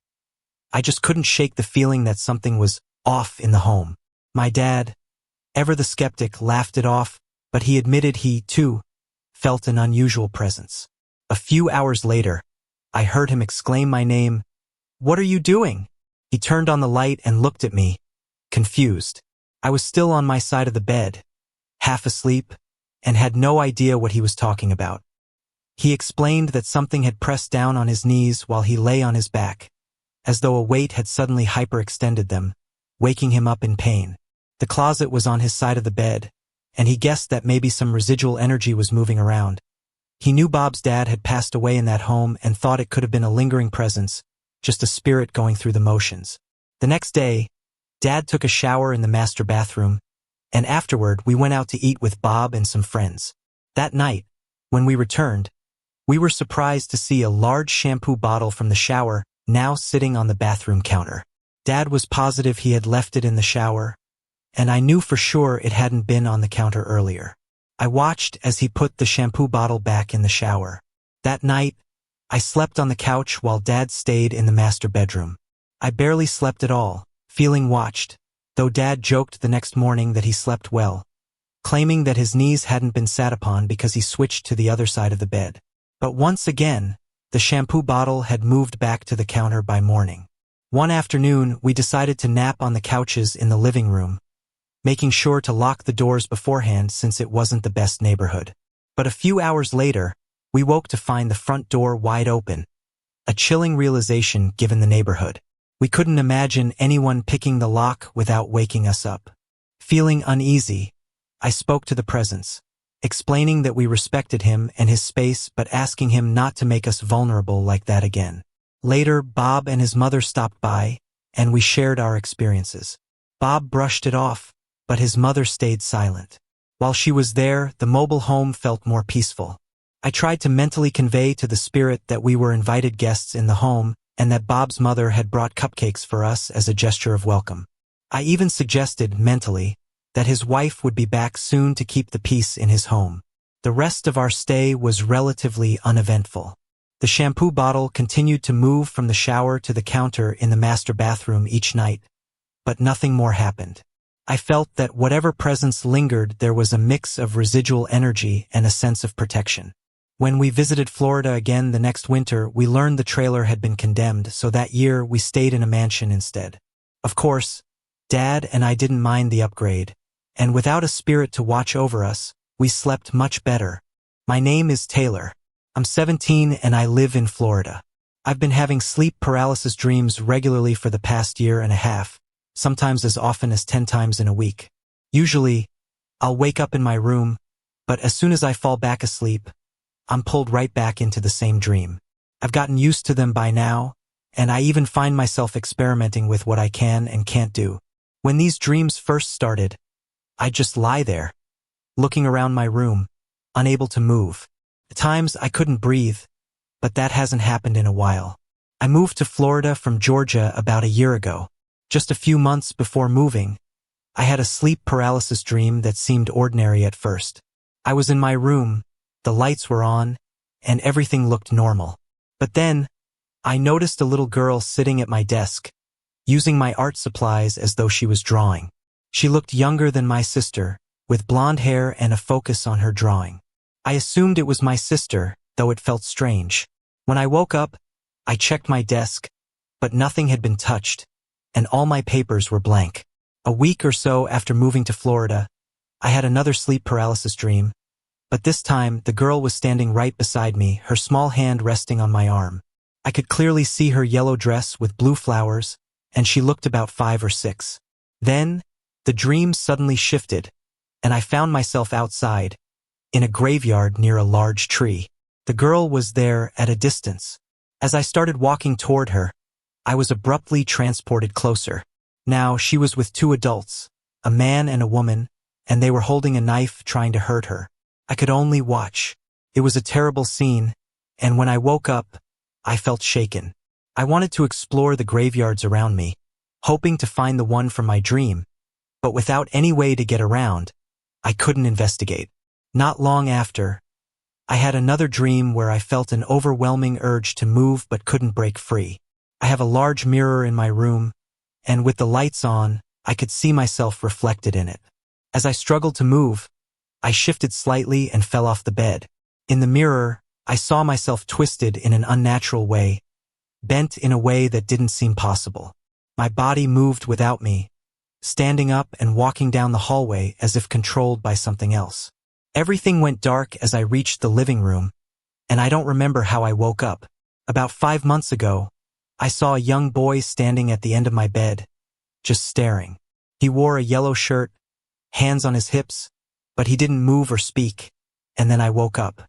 I'm not sure if it's related, but I played a game called Slender once, just for fun. It was about a fictional figure called Slender Man, and I quit after 10 minutes because it freaked me out. The night after, I had another sleep paralysis dream. I kept my eyes closed, but I felt someone in the room. I thought, I just learned about this Slender Man. Maybe I'm paranoid enough to see him in my dreams now. Gathering my courage, I opened my eyes, and there he was, standing at the foot of my bed. I shut my eyes, hoping he'd disappear, but when I looked again, he was right beside me. I sleep on the edge of my bed, so having him close made it even worse.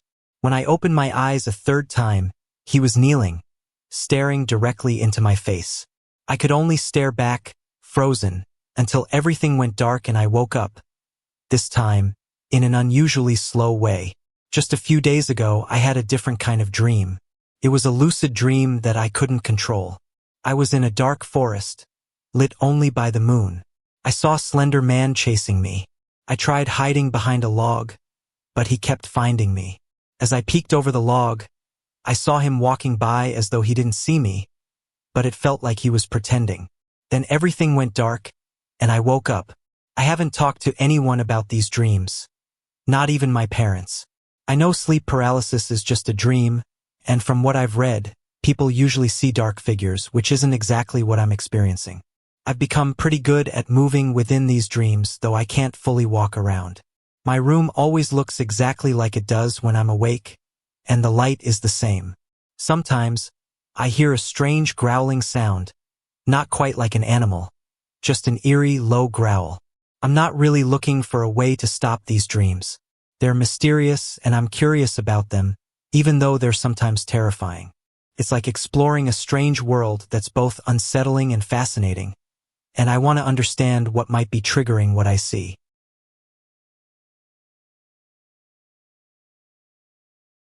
Last night started like any other shift, or so I thought. I work the night shift, which suits me fine. I've always been more of a night owl. I arrived around 1900 hours, did the usual inspection, and counted the inmates. Afterward, I settled at my desk to get my paperwork in order and log into the computer. In front of my desk is a door to the recreation yard, with shatterproof glass panels making up most of the door, so we can observe the yard when it's in use. The yard has a basketball hoop and, in one corner, a water fountain. While logging in, I heard a loud thud against the glass doors. I looked up just in time to see a basketball bounce off the door and then fall to the ground, where it stopped, oddly enough, right in its tracks. My first thought was, who the hell threw a basketball? Inmates aren't allowed in the yard at night, so I went out to check. The yard is fully enclosed with concrete walls, shatterproof windows, and a chain-link ceiling lined with razor wire. I didn't see a soul out there, just silence. After taking in the peace of being outside for a moment, I looked back at the basketball. That's when I noticed something strange. The ball started moving, but in a peculiar zigzag pattern, almost as if it had a mind of its own. The yard slopes gently toward a drain in the center, so I might have expected it to roll downward, but instead, it seemed to go against the slope, zigzagging around other balls scattered on the floor. I watched it for a minute or two, puzzled. There's barely any room for wind to reach down there, and it was a calm night. After seeing a few odd things over the years, though, I was less surprised than I might have been otherwise. I shrugged it off and went back to my post. The night moved along smoothly, quiet, uneventful. Around 0330, a storm rolled in, and I could see the lightning flash through the razor wire and hear the thunder. Just a typical Florida storm. I watched it for a while, then decided to do another round of inmate checks. By 03:50, everyone was sound asleep in their cells, or so I thought. As I was heading upstairs, I heard one of the downstairs showers turn on. The showers here use a simple but firm pressure switch that requires a decent amount of force to activate, and they're set on a 15-minute timer. When I completed my count, all the inmates were still in their bunks. Not surprised, I headed down to the showers and checked inside. As expected, there was no one there. I waited for the timer to shut off the shower, which it did, only for another one to start up almost immediately after. Then the pattern continued, one shower after another turning on and off on its own. I had to laugh at the absurdity of it, though it did make me wonder what, or who, might be messing with me. Fellow officers kept passing by, asking why I was letting inmates shower so early. Wake up isn't until 0600. Watching them go to tell the invisible inmate to get out of the shower made my night. The look on their faces was priceless. By around 0545, the showers finally stopped their little game. During breakfast, a few inmates complained, saying I was an a-hole for playing with the showers so early and tapping on cell doors throughout the night. That's when some of the older inmates explained to the younger ones that I don't play games like that. I've worked in this facility for nearly 7 years now, and while I'm used to the occasional strange occurrence, it's still funny to watch a grown man's deer in the headlights look when he realizes what's really going on. Probably shouldn't be a surprise to anyone that an older building like this, filled with negative experiences, might just be haunted. But it still gets a laugh out of me every time. I've dealt with strange, often frightening experiences since I was a little girl. My mother says it started right after I was born, at my grandmother's house. As a baby, I would follow things with my eyes, have conversations with things she couldn't see or hear. She described it as something different than what she'd seen other kids do. It unsettled her. She says sometimes my voice would change drastically, sounding not like a child at all, but something else, something that gave her chills. My mother even blamed it on my Halloween birthday, joking that maybe being born on that night made me more open to whatever these things were.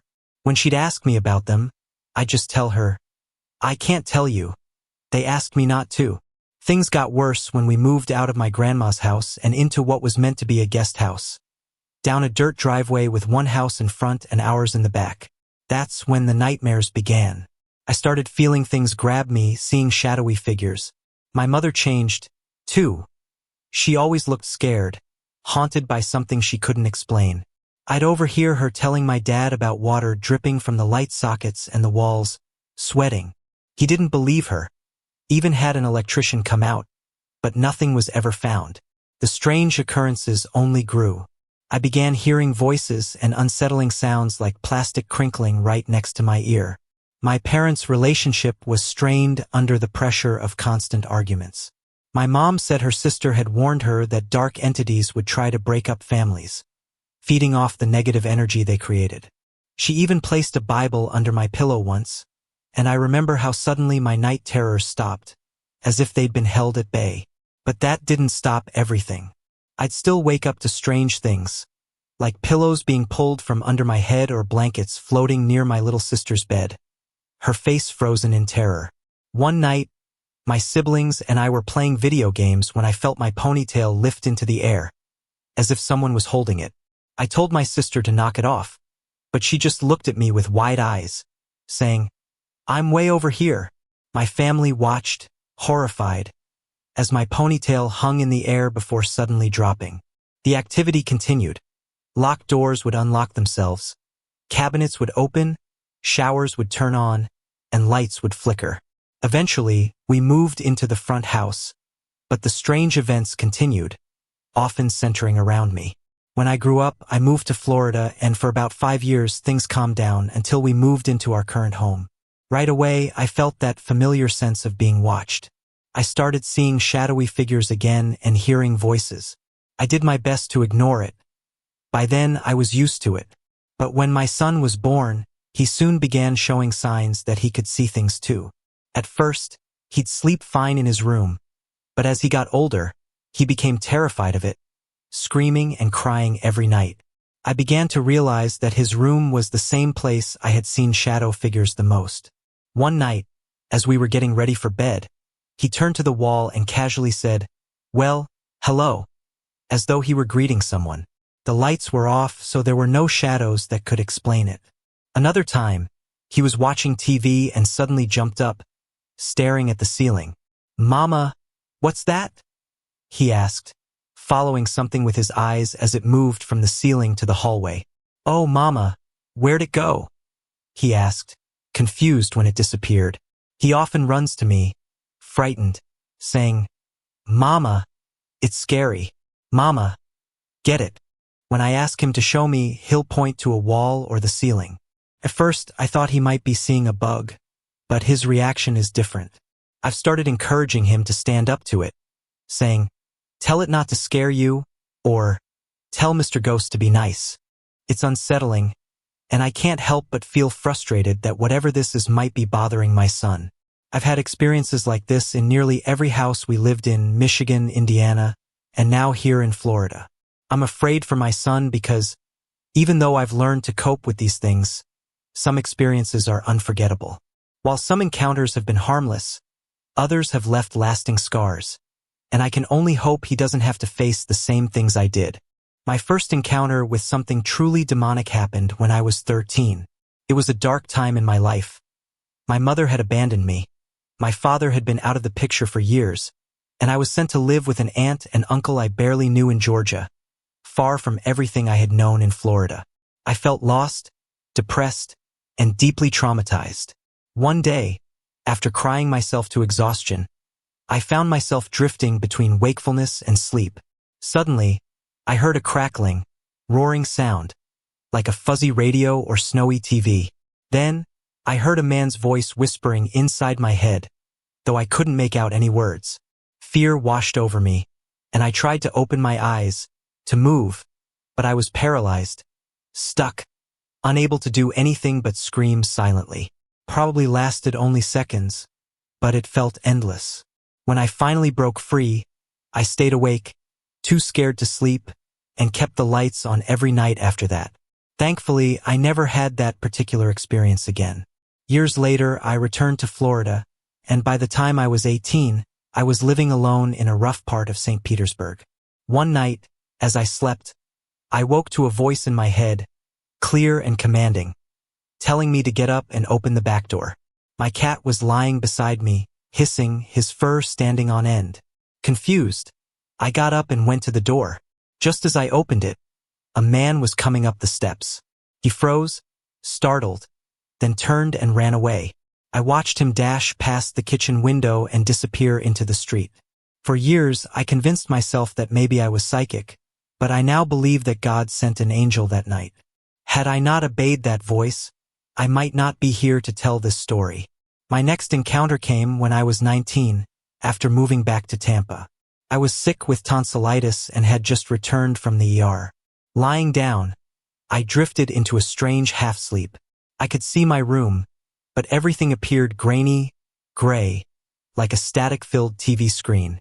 I looked down and saw myself lying in bed, exactly as I was. Things from my dresser began flying toward me, and small, fuzzy gray orbs floated around the room, like dust bunnies. It was surreal, almost dreamlike, until I saw a massive dragonfly-like creature with large, red glowing eyes. It hovered over me, and a proboscis extended from its mouth, drilling into my arm. I tried to scream, but I was frozen, paralyzed. Eventually, I broke free and woke up, terrified.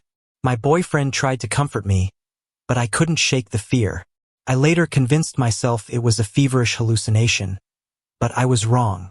In my 20s, I began having vivid, almost pleasurable dreams of a sexual nature. I couldn't see the figure in my dreams, but I enjoyed the experiences, thinking they were just dreams. Eventually, I could go to sleep and summon this presence, seeing a window open in my mind, curtains billowing as it came to me. Over time, I started to question whether these encounters were simply dreams or something else, something darker. At 29, I became a Christian, and after that, these visitations only intensified. I'd sense a presence, and one night, After drifting off, I opened my eyes to see a black, billowing form hovering next to my bed. I watched it drift away, disappearing into the wall. The closer I felt to God, the more relentless and terrifying the attacks became. I've seen these entities now. One of them, the one that's haunted me since my 20s, often tells me to look away, as though it doesn't want to be seen. If I don't comply, it shifts into the shape of a sparrow. But when I've caught glimpses, it looks like something straight from a horror film, complete with pointed ears and wings. It's taken me from my body, flying me through a dark void. I once tried to grab its hand, hoping to pull it away, but it felt like sticking my hand in jello. No matter how I struggle, it won't let go until it's finished. One night, I sensed a presence and opened my eyes to see a figure that looked almost human, though its eyes held no life. I watched it rise, drifting through the room, eventually disappearing into the light fixture in the hallway. The worst, however, came later. Only 2 encounters with this particular demon have occurred, but both left me utterly terrified. The first was last Halloween. I had taken my kids for a night walk, and we were pretending to see ghosts in the trees. Afterward, I watched a quick YouTube video on the legend of Bloody Mary, a harmless bit of fun, or so I thought. That night, as I drifted off, I saw one of my children standing by my bed. I reached out to him, but as I did, he transformed into a gruesome version of Bloody Mary, flames crackling around her.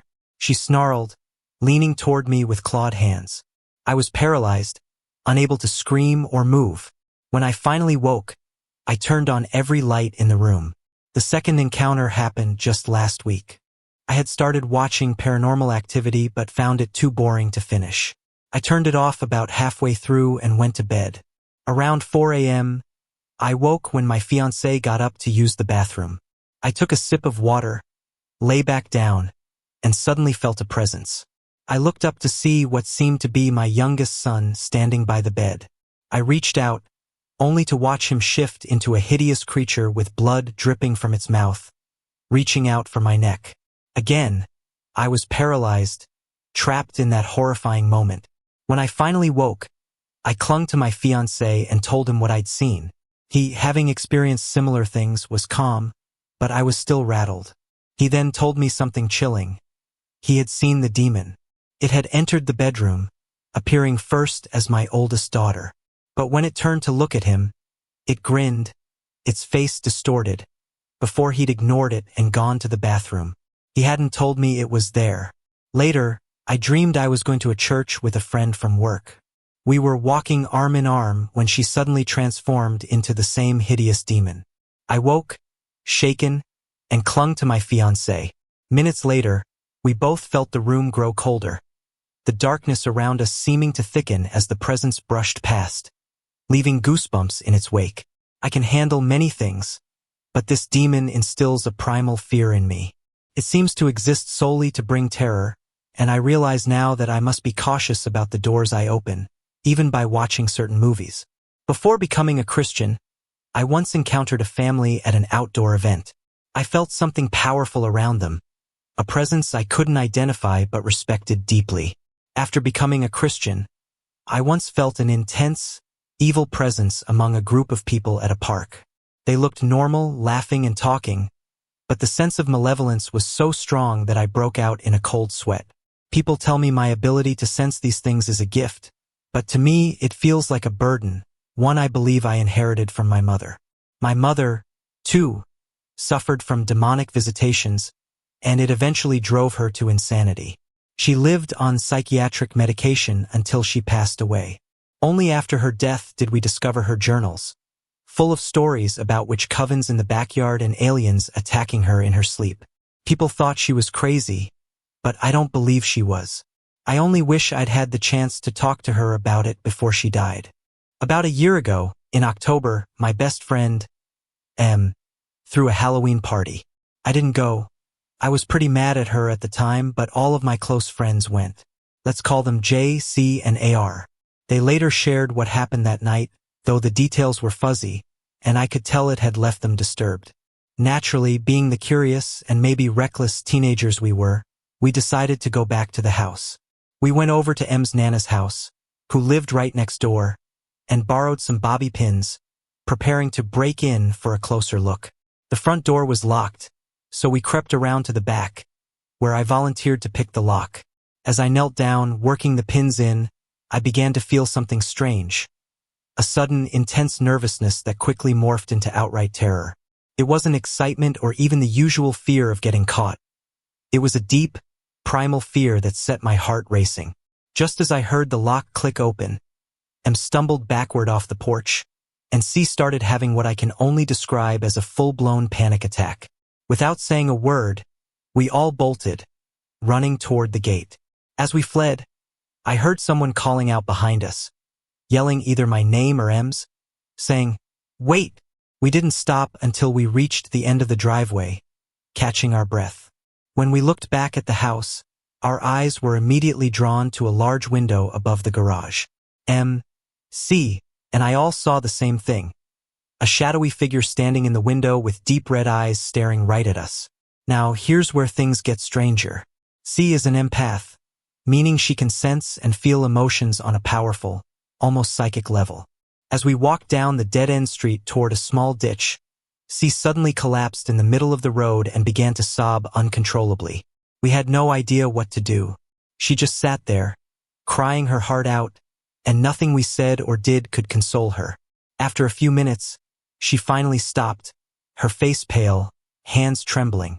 She told us she felt like she'd been attacked, as if something had broken through every protection spell she'd put up. For context, we're all somewhat involved in pagan practices and believe in things like protection spells.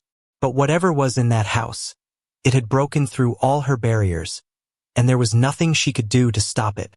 Shaken, we decided to go back to Em's Nana's house and pretend the whole thing never happened. That night, we all stayed at Nana's, and I had a dream about that house. The weirdest part? I don't usually dream. My sleep is just black, empty.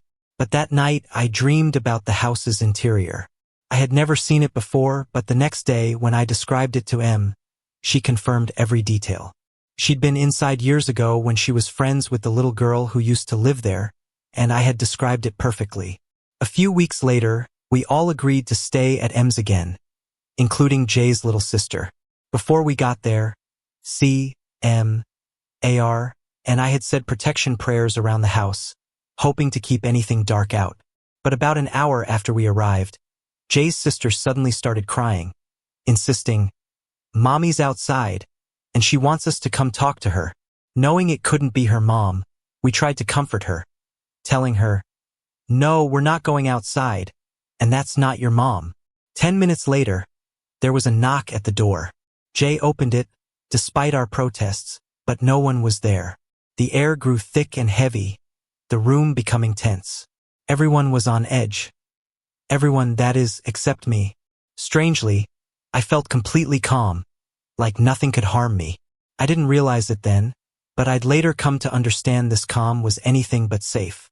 Em looked at me with wide eyes and said, "Get off that couch, now." Confused, I asked why. "Because your head is in his lap," she replied, trying to stay calm. I shot up from the couch and ran to the other side of the room. C, M, J, and I, the ones who were most spiritually in tune, quickly began saying a prayer and repeating our protection spell. "I pray to you with all my might, O gracious goddess of day and night, thrice around the circle bound, evil sinking into the ground." We chanted it over and over until we felt that whatever it was had left. I wish I could say that was the end of it, but around Christmas we had another experience with this man and that same house. It's a long story, but here's what happened after. About 2 months ago, an incredibly nice couple moved into that house. They seemed happy, and we were relieved that they were bringing fresh energy into the space. Recently, Jay and I went over to Em's house to help her clean, and when I pulled up, I saw the moving van parked next door. The house was filled with light and laughter, a stark contrast to everything we had experienced.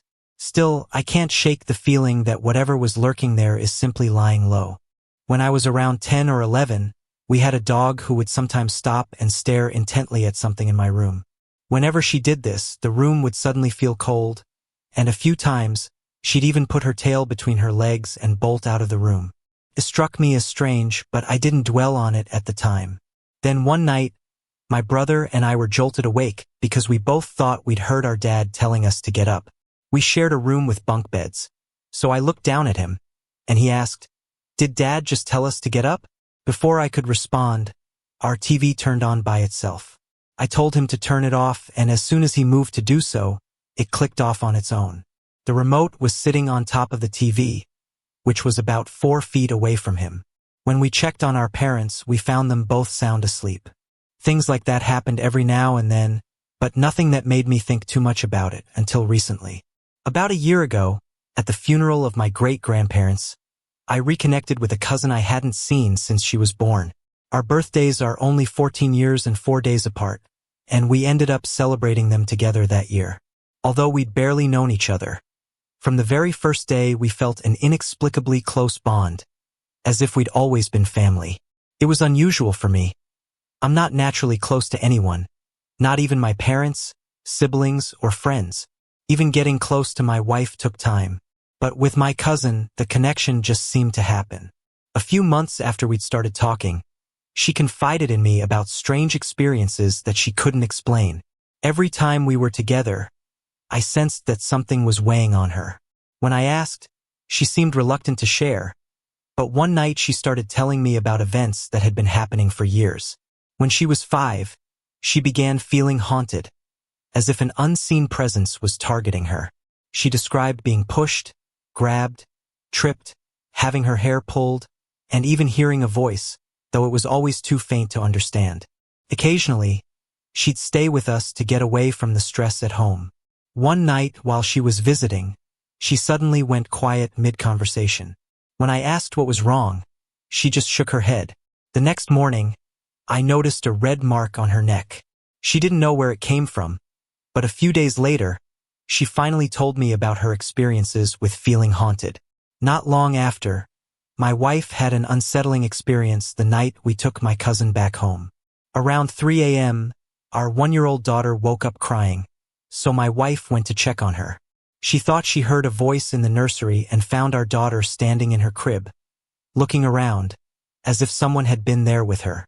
My daughter was talking and gesturing as if she were trying to communicate with someone. My wife put her back to sleep and returned to our room, but as soon as she lay down, she felt the bed sink beside her, as if someone had sat down.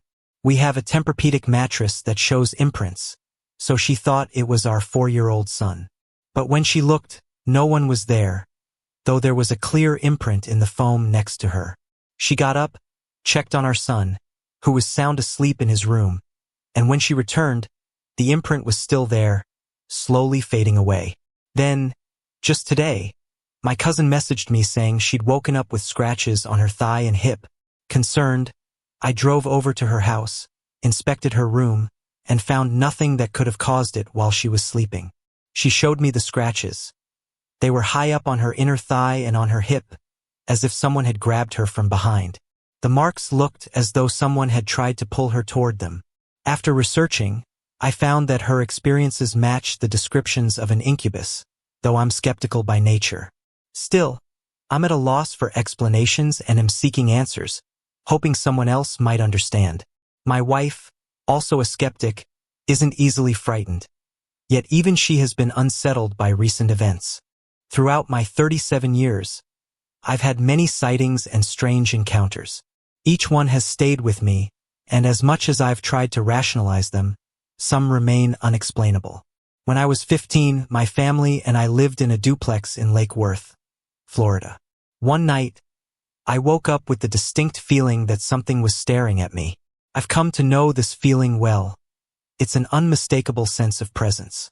I opened my eyes and saw 2 red, swirling lights inches from my face. It was deeply unsettling. The feeling radiating from those lights felt wrong. Terrified, I threw off the covers and ran from the room. Around the same time, in the same home, I had a beautiful porcelain doll that my aunt had gifted me. I cherished it, dusting it regularly and keeping it on a knick-knack shelf in my room. But soon, I began finding it in the hallway outside my room. I tried to rationalize it, thinking I must have moved it without remembering. Eventually, I grew uneasy and gave the doll to my sister, who kept it in her room, on the other side of the hallway. Yet every morning we'd find it in the hallway again. After a few mornings, I decided I'd had enough and threw the doll away, too unsettled to keep it. Years later, at 23, I was living in a garage apartment behind my boss's house, also in Lake Worth. One night, I woke up with the same familiar feeling of someone or something staring at me. I looked up and saw those same swirling red lights, inches from my face, just like before. The fear was immediate and overwhelming. This time, I didn't stop at the edge of my room. I bolted outside.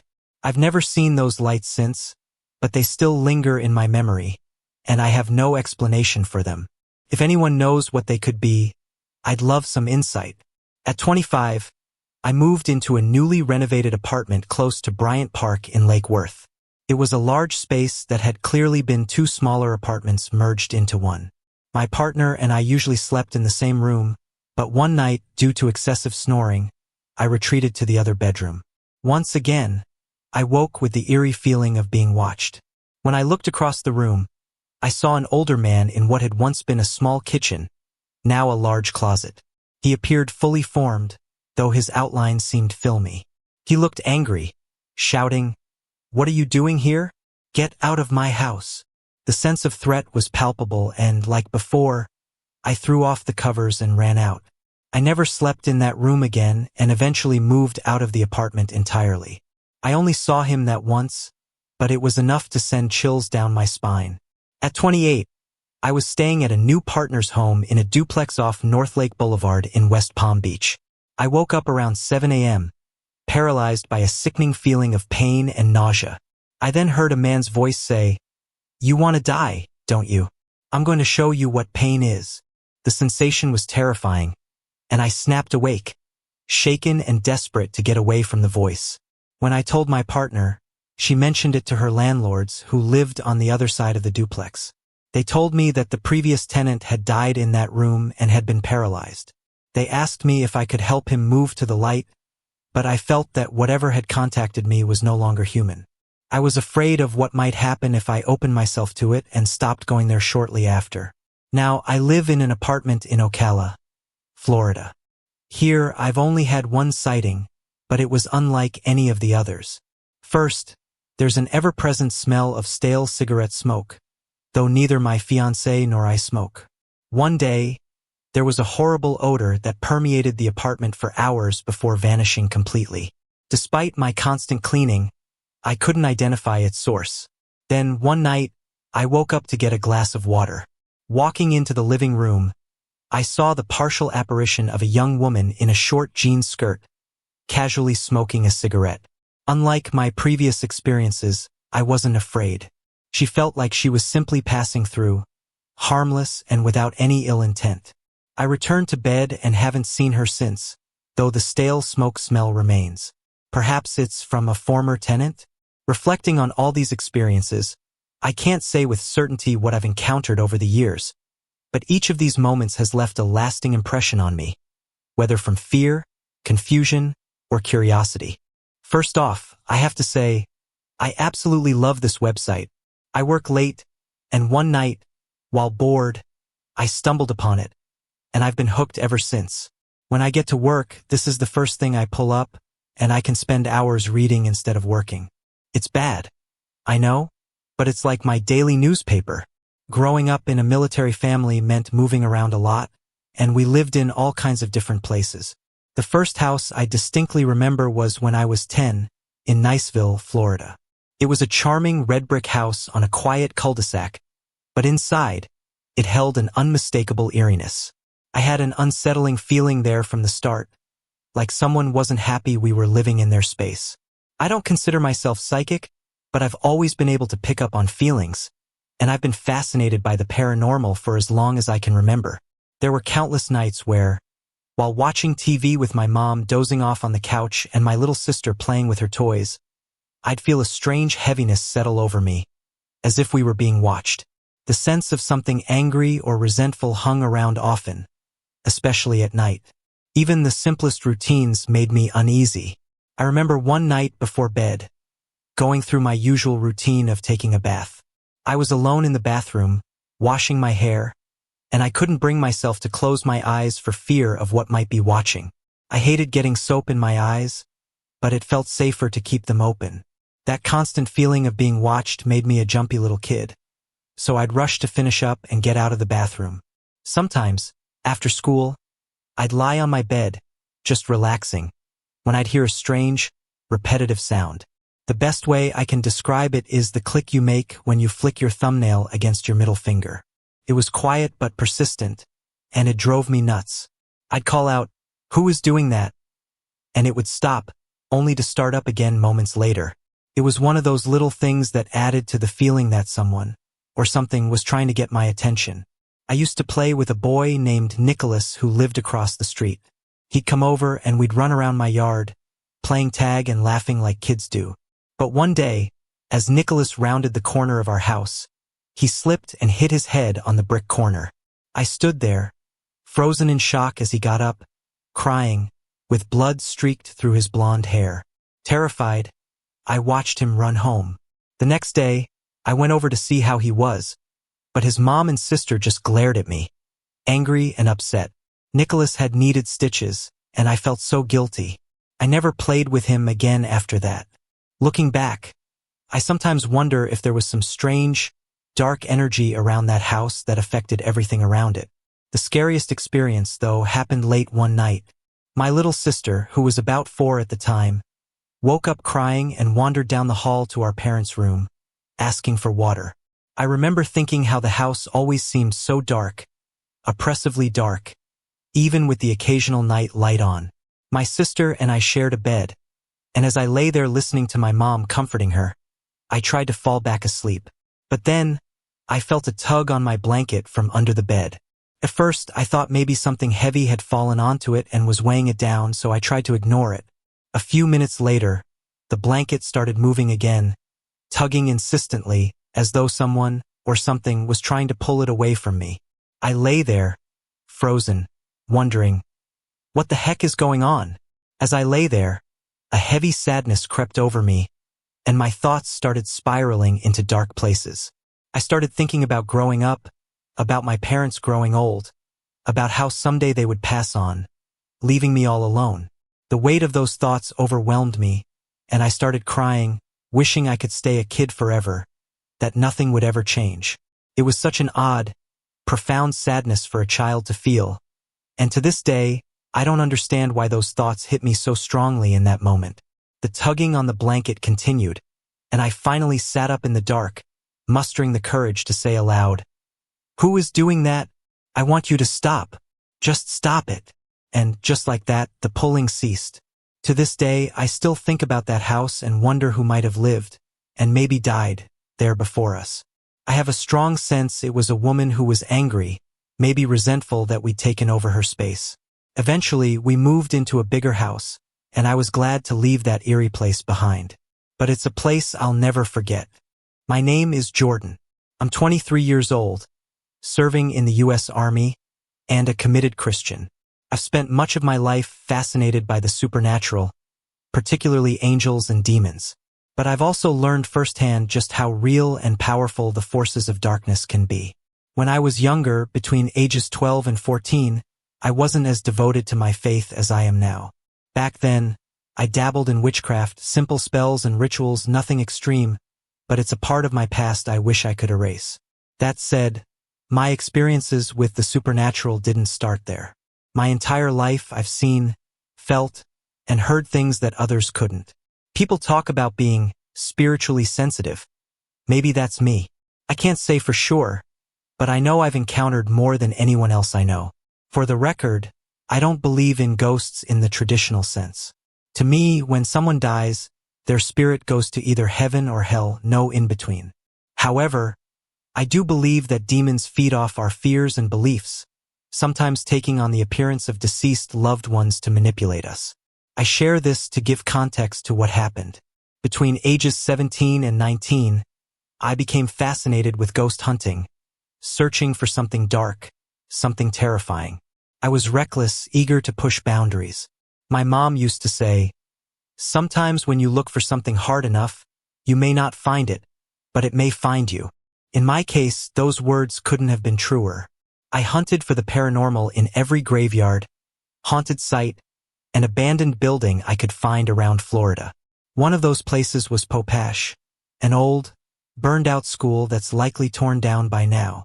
We found a few cold spots, but nothing out of the ordinary. Another time, we went to an abandoned World War II hospital.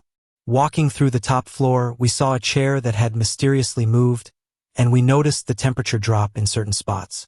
But beyond that, we experienced nothing we considered severe.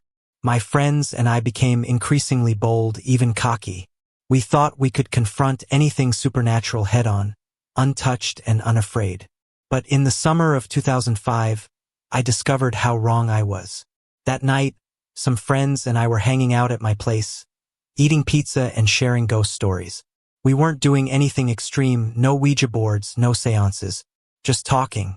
Suddenly, I felt a tingling sensation run down my arms, and my chest tightened.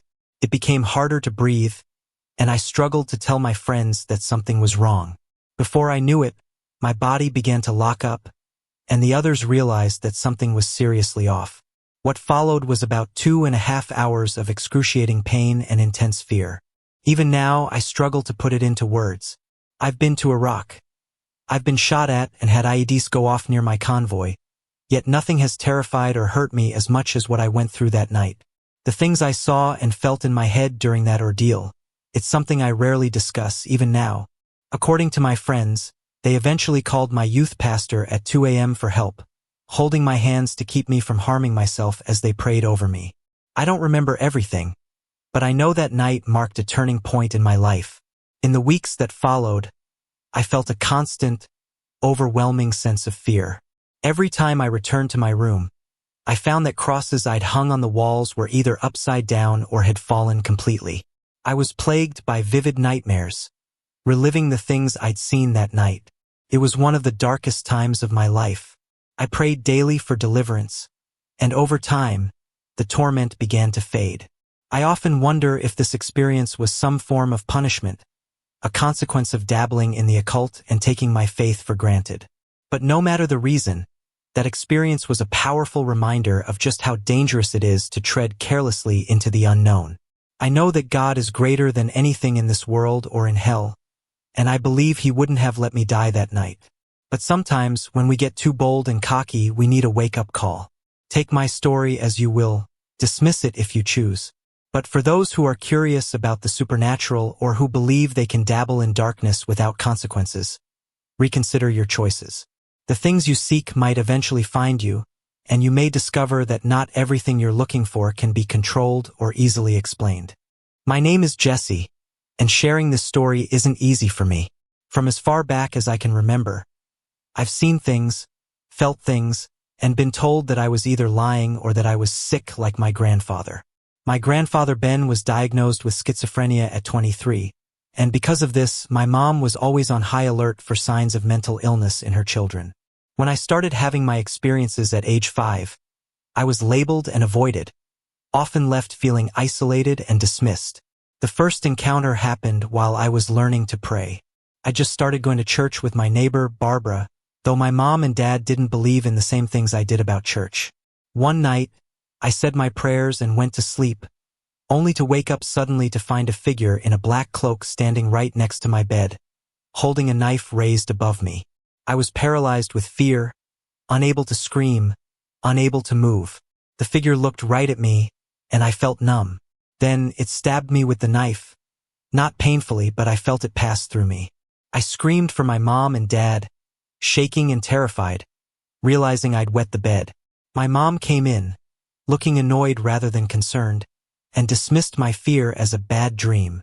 After she changed my sheets, she scolded me for being a baby and turned off the lights, ignoring my pleas to leave them on. I felt so helpless. I lay awake, staring into the darkness, praying it was just a dream. For the next few nights, nothing happened, and I thought maybe it was over. But on Sunday, after returning from church, the experiences returned. That night, I felt my bed begin to shake, waking me up in a panic. When I screamed, my mom rushed in, angry and impatient. telling me I needed to stop being crazy and that I would end up like my grandfather. Her words stung, and I felt a deep shame and confusion. I knew what I'd seen, what I'd felt, but she made me feel like I was the problem. I asked her to sit on the bed to feel it shake, but when she sat down, it stopped. After checking the closet and under the bed, she sighed, frustrated, and left, leaving me in darkness again. I remember lying there, hearing strange creaks and floorboards shifting, asking God to help me and make it stop, but it never did. As I grew older, I felt more and more isolated. I struggled in school, always tired, distracted, and different from the other kids. I wanted to tell someone what was happening, but I was too afraid of being labeled sick or crazy, like my mom always told me I was. When I did have a bad night, my mom would blame me, saying I was trying to ruin things for her and my dad. It was a lonely, painful place to be. When I was around 10, I finally confided in my best friend, Amanda, during a sleepover. I didn't tell her everything, afraid she'd think I was crazy too. But that night, she woke up terrified, saying she saw a net coming toward her. I hadn't seen it myself, but I somehow felt safe with her there. The next morning, I told Amanda everything, and for the first time, I felt a flicker of relief. I wasn't alone. But when I told my mom, hoping she'd finally believe me, she brushed it off, blaming me for scaring Amanda. Despite my mom's disbelief, Amanda became my rock, supporting me through so many strange experiences in that house. Halloween was a big deal at our house, and one year I had a group of friends over for a sleepover. Amanda was there, and with her encouragement, I shared some of my ghost stories with the other girls. They thought it was just spooky fun. But that night, after the lights went out, we all saw a dark net coming toward us. Everyone screamed, and my mom rushed in, yelling at us to quiet down. The girls, terrified, told her what they'd seen, and several of them went home early. For the first time, I think my mom started to believe me. Years later, when I was 18, she admitted that she'd seen things too, but was too afraid to say anything because of my grandfather's illness. Hearing her confession gave me some peace, but it didn't erase the pain and loneliness of those years. My mom has since become a spiritualist, seeing my experiences as a gift. She tells me I'm blessed to be able to see things others can't, but I still feel it's more of a curse than a blessing. She believes I've closed off my gift, but for me, it's about protecting myself. I no longer want to see or feel things I don't understand. Now, as a parent myself, I approach things differently. My son is young, and when he tells me he's seen something or is afraid, I listen. I ask him about what he's seen and try to help him understand.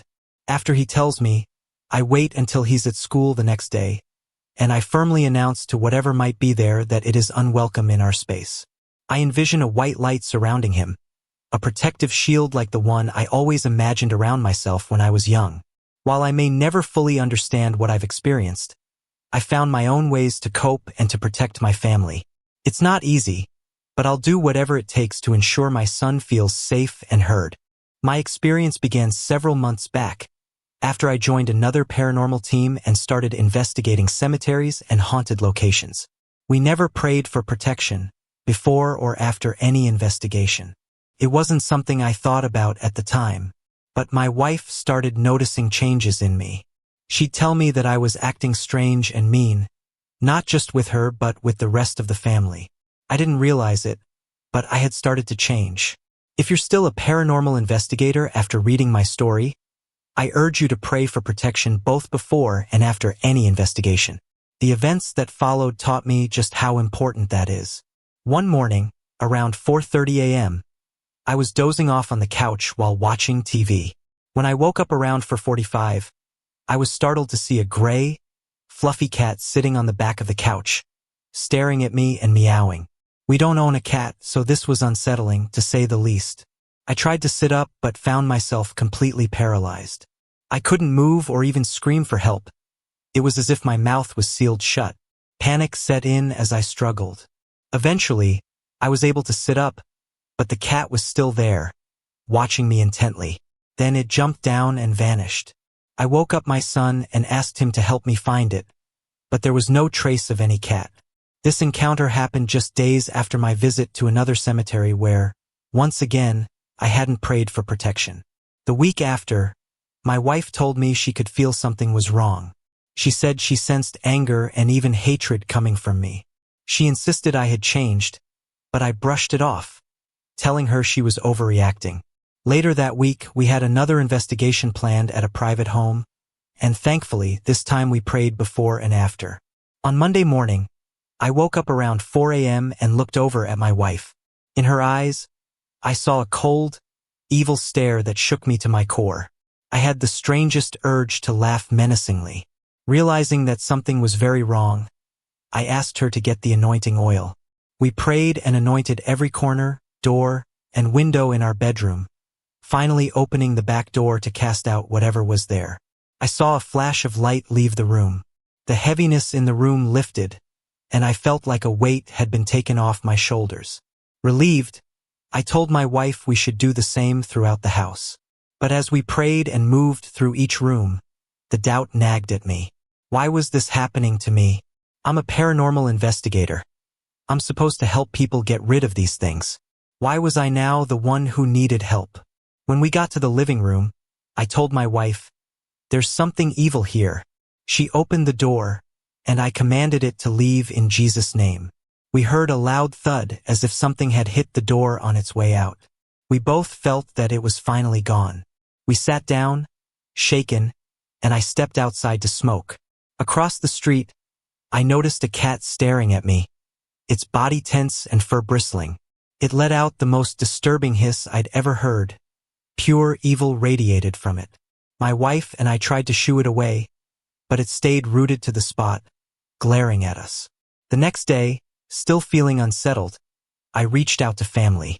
Several of them advised me to call a minister, reminding me that while I believed in God, I hadn't fully committed myself. At first, I brushed them off, but when 4 separate people called to tell me the same thing, I realized maybe God was trying to reach me. I called a friend who leads a paranormal team, and he sent over prayers to protect our home. Later that day, I had a tense argument with a family member who left me with the words, "I hope the spirit doesn't come back to get you tonight." Upset, I talked it over with my wife and we decided it was time to call in a minister. When the minister arrived, I told him everything and he quickly confirmed, "There's more than one spirit in your bedroom." He anointed our foreheads and told my wife to mark every doorway and window with oil crosses. I explained that I had already done this, but he said, "You're not saved, and that's why they keep coming back." After he prayed over the house, he told me to open the front door. As I did, he commanded the spirits to leave, and my wife, sitting on our bed, immediately felt the atmosphere clear. She looked at me and then at the minister, who said, "Look at his eyes." I felt my eyes were heavy, and I was exhausted, but what I didn't know was that before the prayer, my blue eyes had turned pitch black. After the prayer, they returned to their natural color. My wife and the minister both confirmed it.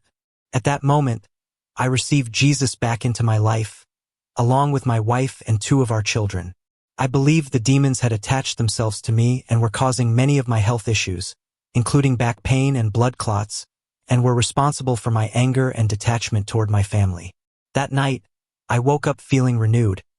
My back pain was almost gone, and I felt lighter than I had in a long time. For anyone involved in paranormal investigations, I urge you to understand the risks. These spirits aren't harmless, and they can attach themselves to you and follow you home.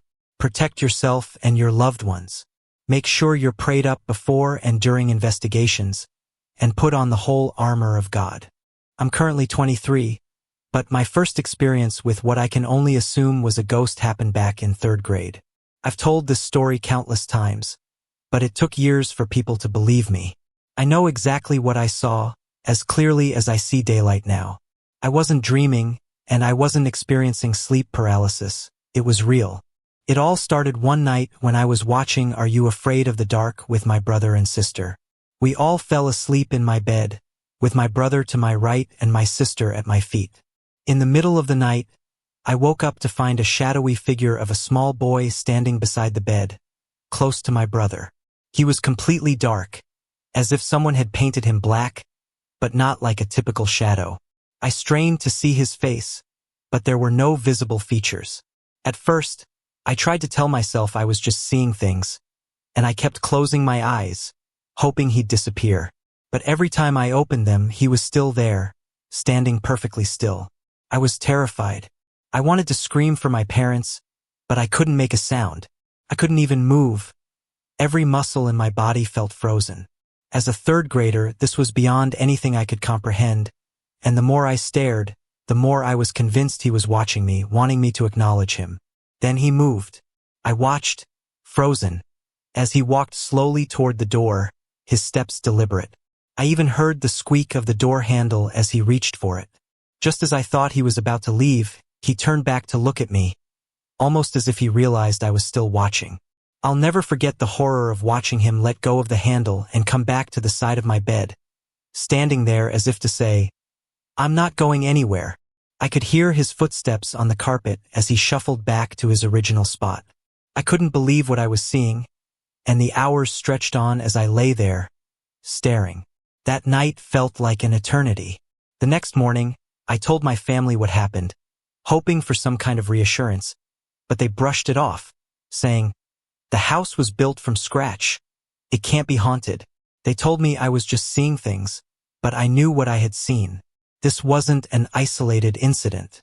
For 2 years, I slept in my brother's bed, afraid to be alone at night. On multiple occasions, I saw the same figure by the side of my bed or moving across the room, always watching me.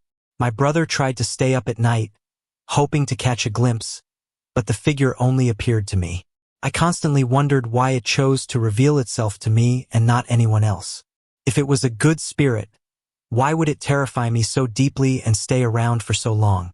Ghosts, I thought, were supposed to be white or misty, but what I saw was a solid dark figure in the form of a small boy. This figure didn't float or glide. It walked like a person. I could see and hear the imprint of its footsteps on the carpet, even finding marks there the next morning. Once, it even grabbed my foot in the middle of the night.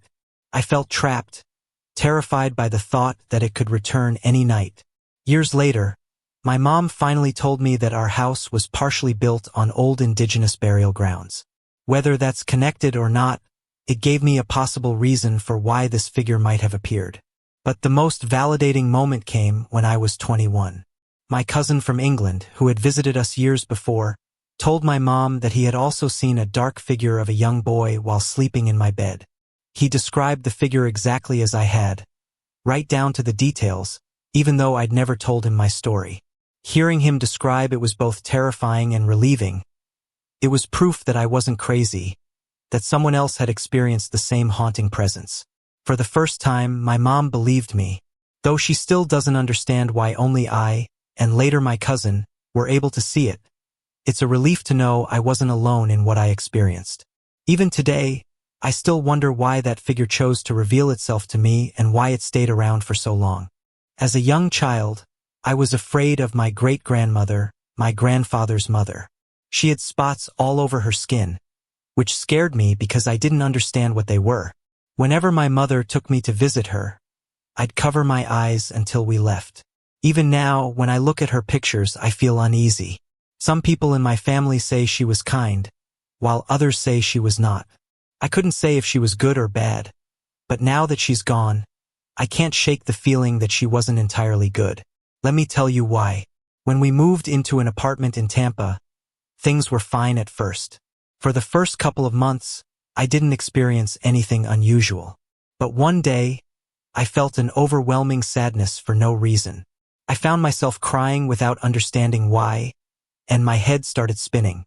I told my grandmother, and she suggested I take a nap, thinking I'd feel better after some rest.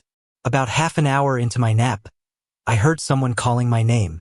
I assumed it was my grandmother, so I turned around, expecting to see her, but no one was there. I got up, went to the living room, and asked her if she had called me. She said she hadn't. I brushed it off as a dream and went back to sleep. But the next morning, I noticed bruises on my lower leg. They didn't hurt, and I couldn't remember how I got them, so I decided not to mention it to anyone. That morning, I felt a bit better, though my head was still spinning. I went out to the pool, and when I returned to my room, I found my clothes and bed sheets scattered across the floor. Thinking my brother might be messing with me, I called him, but he was still at school. That's when I started to feel a bit uneasy. I picked up my things, put them away, and decided to stay in my room, listening to music on my iPod. Eventually, I drifted off to sleep, only to wake up in the middle of the night to the smell of burnt candles. I looked around, but none of my candles were lit or had a burnt smell. When I opened my door, a sudden cold breeze hit me, even though the AC was off. I started to feel a bit shaky, searching the house for the source of the burnt candle smell. Then, I heard my bedroom door slam shut. Everyone else was asleep, so I knew it wasn't anyone in the house. I hurried back to my room, closed the door, and got under the covers like I always did when I was scared. Then, it felt as though a crowd of people were whispering all at once in my room. After that, I don't remember anything, only that I woke up with a terrible headache the next morning. My grandmother often told me, "In the light, you can't see the dark, but in the dark, you can see the light." Remembering her words, I slept with the lights on the next night. I slept through until morning and felt okay. But when I looked, I noticed more bruises, this time on my upper legs. That night, I decided to sprinkle holy water around my bed, my room, and even on myself. For a few hours, I felt calm and safe. But as the night went on, my bed started to shake slightly, and I heard that same voice whispering my name. I sat up, looking around, when suddenly a hand reached out from the bottom of my bed. I screamed, but it was as if no one could hear me. I quickly lay back down, pulled the covers over me, and started praying. That's when the covers were yanked off me, and I saw my great-grandmother standing there. She grabbed my arms, squeezing hard, and whispered, "You're next. You and your grandmother will pay," before laughing and squeezing harder. My room filled with a dark blue light, like fog, with shadows darting across. The next thing I knew, it was afternoon, and I woke up with bruises covering my arms. I ran out of my room, not wanting to go back in. Explaining what happened to my grandmother was hard. I could barely put it into words. Now, to be able to sleep in my room, I keep a rosary on my bed and a Bible next to me. Even with those, I still feel uncomfortable being alone in there. Strange things still happen sometimes, but my great-grandmother has only appeared that one time, and I still don't know why. My earliest memories of strange occurrences date back to early elementary school. When my family first moved into the blue house, as we called it, I became friends with the girl next door. She was the one who told me the story that haunted me for years. A man had been shot and killed in the house just a few years before. Being so young, I was terrified. I'd imagined scenes of the shooting in different rooms, wondering where it had happened. Looking back now, it feels like whatever was in that house was aware of my age and my fear, because my experiences there were mild compared to what others went through. Over the years, I witnessed little things. A TV remote getting knocked off the couch arm and smashing onto the tile floor, or the TV turning back on after my mom would tell us to turn it off for the night. She'd laugh it off, saying, "I guess someone wasn't done watching." But some things weren't as easy to dismiss. More than once, while showering, I saw fingerprints pressing against the other side of the shower curtain when no one else was in the bathroom. And then there were the water issues. Sometimes I'd hear the kitchen faucet turn on full blast while I was in another room, or my mom would be washing dishes, only for the water to suddenly shut off. Looking back, I don't know if anyone ever checked the plumbing, but it felt like more than that. As I grew older, my parents stopped hiding the truth about the house. They told me that the previous tenant had been a plumber, and his wife had shot him, though they never knew why. My mother, a Catholic but also a spiritually open-minded person, tried several times to get him help. She brought in psychics, which didn't work, and even tried cleansing the house herself with holy water and drawing crosses in white chalk over every doorway. But he stayed. My father, an eccentric night owl and writer, claimed he'd seen him several times late at night. When I was 14, we moved to the house right across the street. All was quiet there, but I don't think the spirit had ever been malicious. He just seemed restless. My parents said the move was for cheaper rent, but we remained friends with the family who eventually moved into our old house. Over time, they started sharing their own stories. Apparently, the plumber's spirit became much more violent. The family struggled to sleep, and the man told my father the spirit had physically attacked them. I felt sorry for them and for the spirit. He'd never done anything like that to us. Sometimes he was even helpful, like when I'd lose something for school and he'd somehow lead me right to it. But as I got older, my curiosity for the paranormal grew, leading me down a darker path.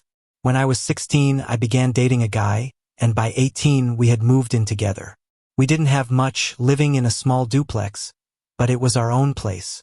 Having grown up in a haunted house, I was fascinated by the paranormal. Over the years, I drifted from my Catholic upbringing and started exploring other belief systems. I read about everything: Christianity, Islam, Buddhism, and eventually Wicca, witchcraft, voodoo, and Satanism. We struggled financially, so I took up shoplifting. One day, I ended up at a local mall and, as usual, went to the bookstore's religion section.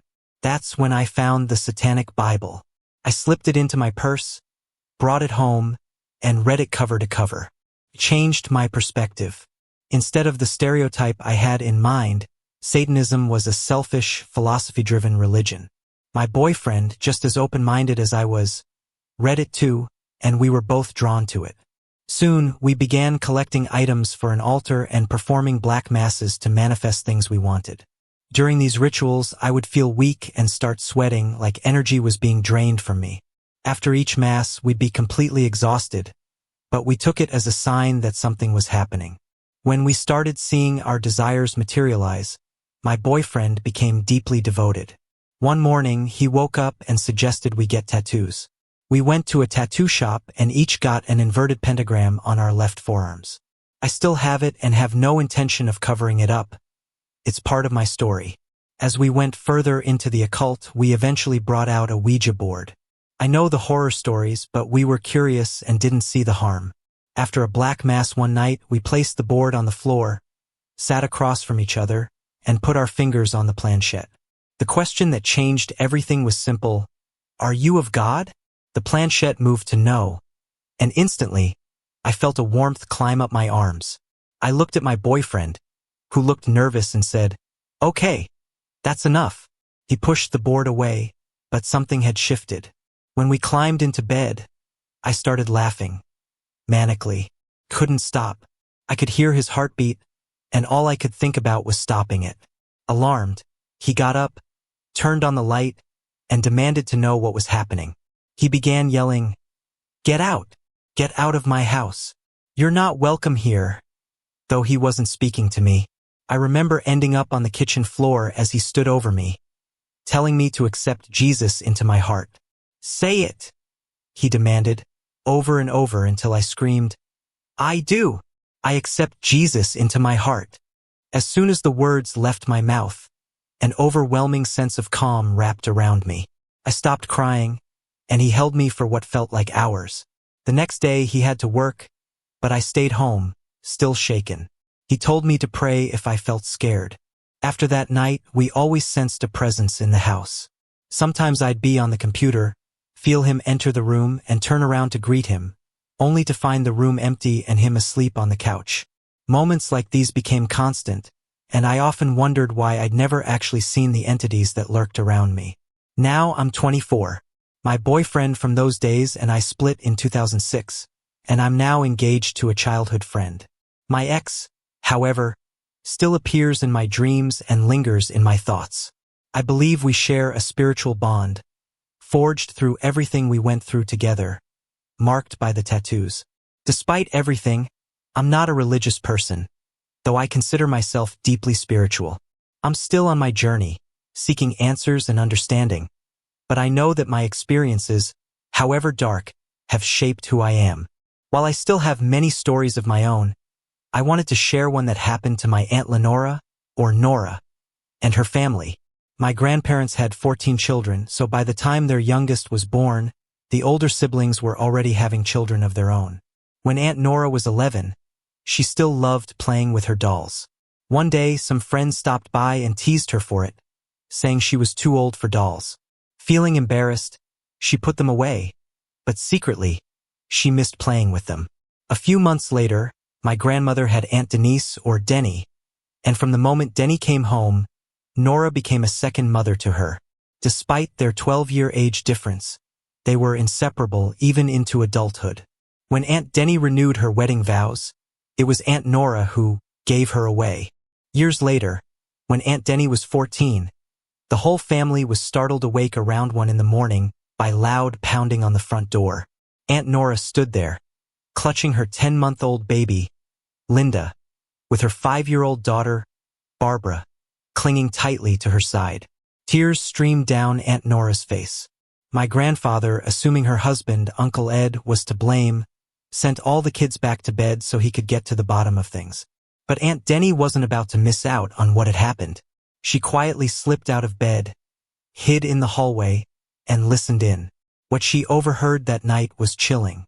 Aunt Nora recounted that she and Uncle Ed had just put their 2 children to bed and were winding down for the night when Barbara suddenly came into the room, carrying baby Linda.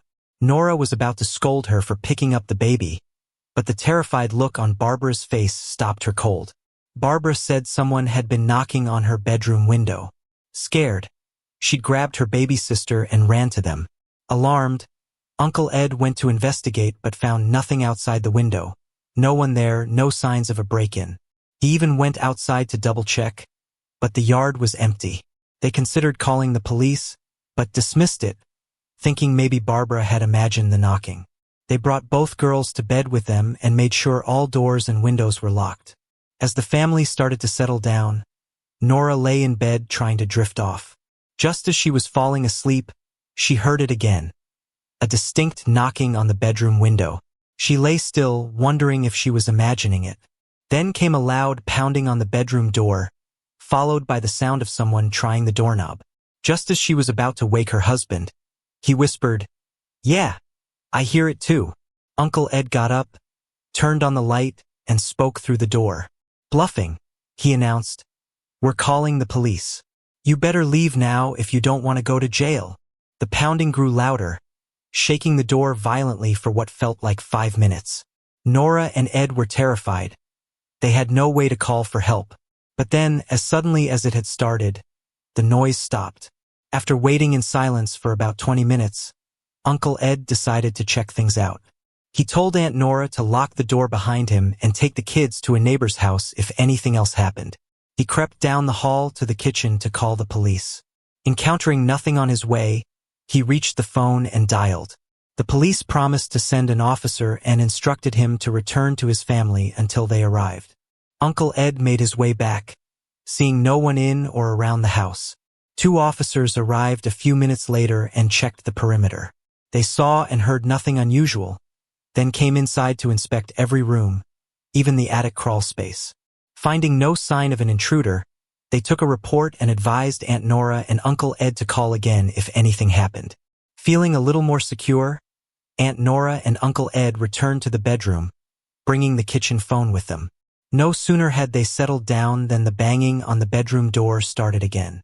This time, Uncle Ed was more furious than frightened. He told Aunt Nora to call the police, then stormed over to the door, demanding that whoever was there leave immediately. The pounding continued, and in a burst of anger, Uncle Ed yanked the door open, only to find an empty hallway. When the police arrived again, 2 different officers went through the same process, checking the house thoroughly. As they wrapped up the investigation, one of the officers pulled Aunt Nora aside. He confided in her, telling her this wasn't his first time at their house. He explained that the previous tenant, a woman, had called the police more than a dozen times with the same complaint. Someone pounding on her bedroom door and windows at night. Each time, the police found nothing, as if the intruder simply vanished before they arrived. He added that the last time he'd been there, he advised the woman to leave, and she'd packed up and moved that night, with the officers even escorting her to her parents' house. Shaken, Aunt Nora and Uncle Ed decided they couldn't stay there any longer. They packed a few belongings and went to my grandparents' house, where they stayed until they could find a new place. When they tried talking to their landlord, he flatly denied any strange occurrences in the house. He claimed the previous tenant had simply been evicted for not paying rent. Aunt Nora and Uncle Ed, however, chose to believe the officer. Aunt Denny, having heard the story, couldn't sleep that night but was glad to have her sister back in the house. They spent a few peaceful weeks together before Aunt Nora and Uncle Ed found a new place to live.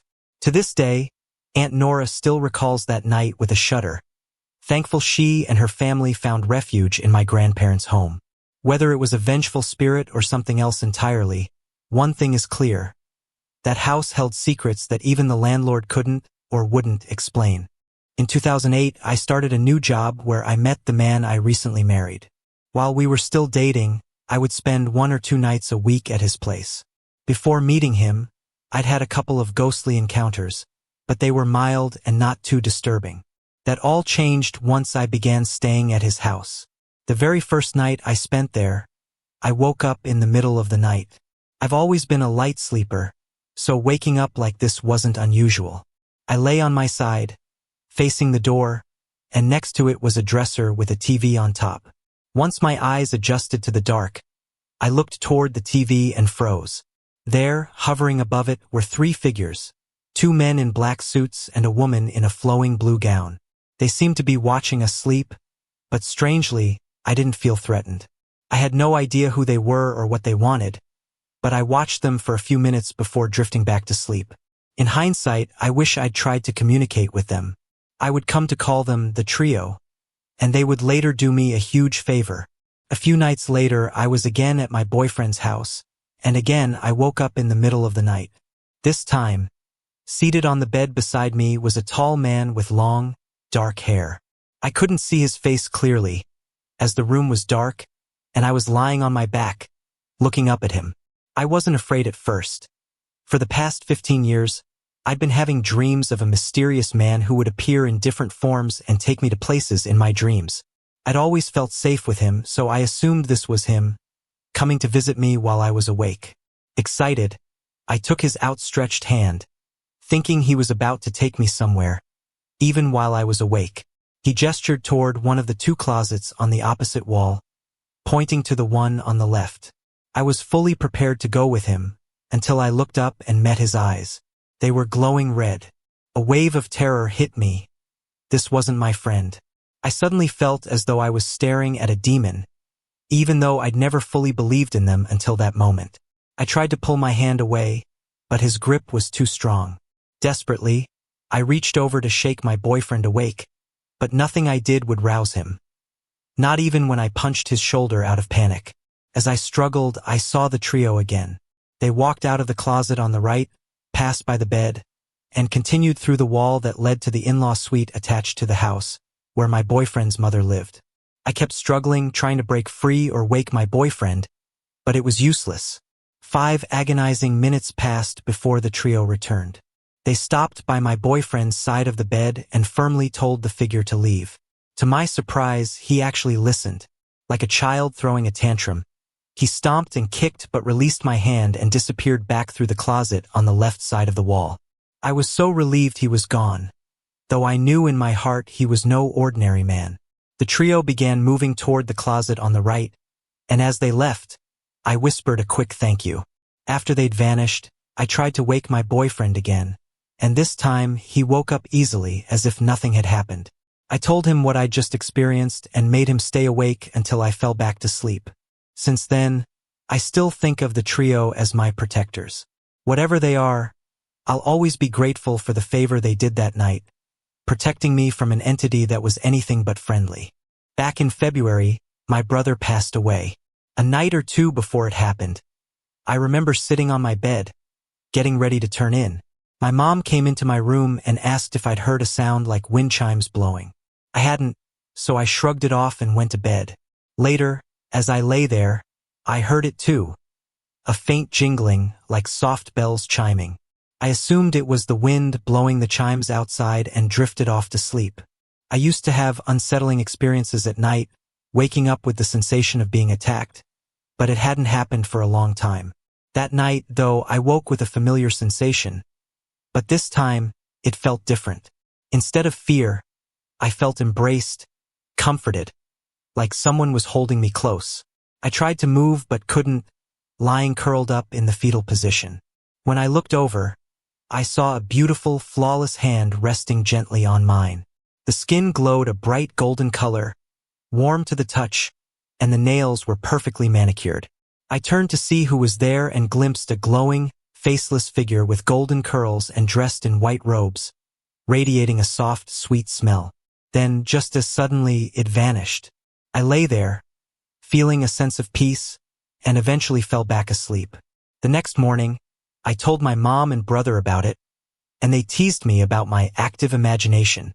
But later, we all heard the same jingling sound, and when we checked, our wind chime was still. We shrugged it off, unsure what to make of it. That day, while my mom and brother went to visit my other brother in the hospital, I stayed home, hoping to clear my mind. I took out my dowsing pendant, letting my thoughts wander, and began to ask questions. Was it a spirit that visited me? Was it the spirit that made the bell sounds? Was it a good spirit? To each question, the pendant answered yes. Then, on impulse, I asked if it was an angel. The pendant again swung to yes before swaying to goodbye. The next day, my brother passed away. I didn't feel or sense anything unusual until the day of his funeral. Sitting in the car at the cemetery with my brother and grandmother, my cell phone began to vibrate, though no number was showing. I tried to answer, but the phone wouldn't connect, just vibrating wildly. Then it stopped, and the screen read missed call. I checked the call log, but there was nothing. Just then, the phone rang again, and this time it let me answer. I said hello, but only static came through. I tried to hang up, but the call wouldn't end until I took the battery out of the phone. I wondered if it was my brother trying to reach out. When you're grieving, you grasp at anything to make the pain easier, and maybe that's all it was, but it felt significant. In the days that followed, my mom and I noticed little things. In his car, the locks would pop up and down for no reason. Pop, pop, pop, over and over. We thought it was an electrical glitch and took it in to be fixed. Another time, after my mom picked me up from the airport, we stopped at a diner. She'd been playing soft rock on the radio, but when we returned to the car, the station had changed to R&B, my brother's favorite. We exchanged a look, but it never happened again. Occasionally, in quiet moments, I feel as if he's watching over me. Sometimes I catch glimpses of shadows or have dreams of him trying to tell me something, as though he has a message. The strange occurrences tapered off after his tombstone was placed, and I can't help but wonder, was it really my brother, or something else taking his place? I don't know for sure, but I like to believe that, for a little while, he was there with us, letting us know he was okay. As far back as I can remember, I was always a bit of an outcast. Quiet, reserved, almost like a recluse. I had a feeling from a young age that I was different. I had imaginary friends and believed, even back then, that I was a real witch. I just didn't feel like a normal child. Years went by and I tried to blend in to seem ordinary. But by the age of 12, I became deeply fascinated by vampires. At 14, my interest turned toward the occult, though there was a short phase of extreme Christianity in there. By 15, I'd found myself back in the realm of witchcraft. High school only made things feel stranger. I stood out, dressed in Gothic style, listening to Marilyn Manson, writing dark poetry about demons and spirits, and exploring my own dark thoughts. My mother didn't allow Ouija boards, tarot cards, or occult books in the house, so I often felt restricted. But once I turned 19, everything changed. I began visiting abandoned cemeteries, meeting fellow pagans, and studying the darker arts. Vampirism, Crowley's writings, the Satanic Bible, and the Necronomicon. November 2000 was the month when my life truly took a turn. One evening, I went to the Bay Bluffs with a friend. We sat on the shore, smoking cigarettes and talking under the stars, when a group of men dressed in black approached us. They asked if I'd be interested in helping them with something.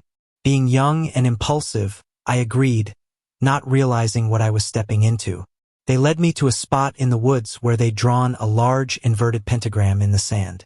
They placed small daggers at my hands and feet, with a sword above my head. I thought it was some kind of joke or initiation ritual, so I played along, feeling a strange thrill. Then, their leader leaned down and bit deeply into my neck. The other two men and my friend stood frozen, watching in horror. He then moved to my wrists, drinking from them as well. While it was terrifying, a part of me wanted more. I went home that night, brushing it off as a strange experience, feeling fine. Life continued normally until August 2001 when things started changing. I began to feel a constant presence around me, as though I was being watched or followed. I'd catch glimpses of black shadows darting in the corners of my eyes. By September 2002, the attacks started. One morning, I was at my ex-husband's aunt's house.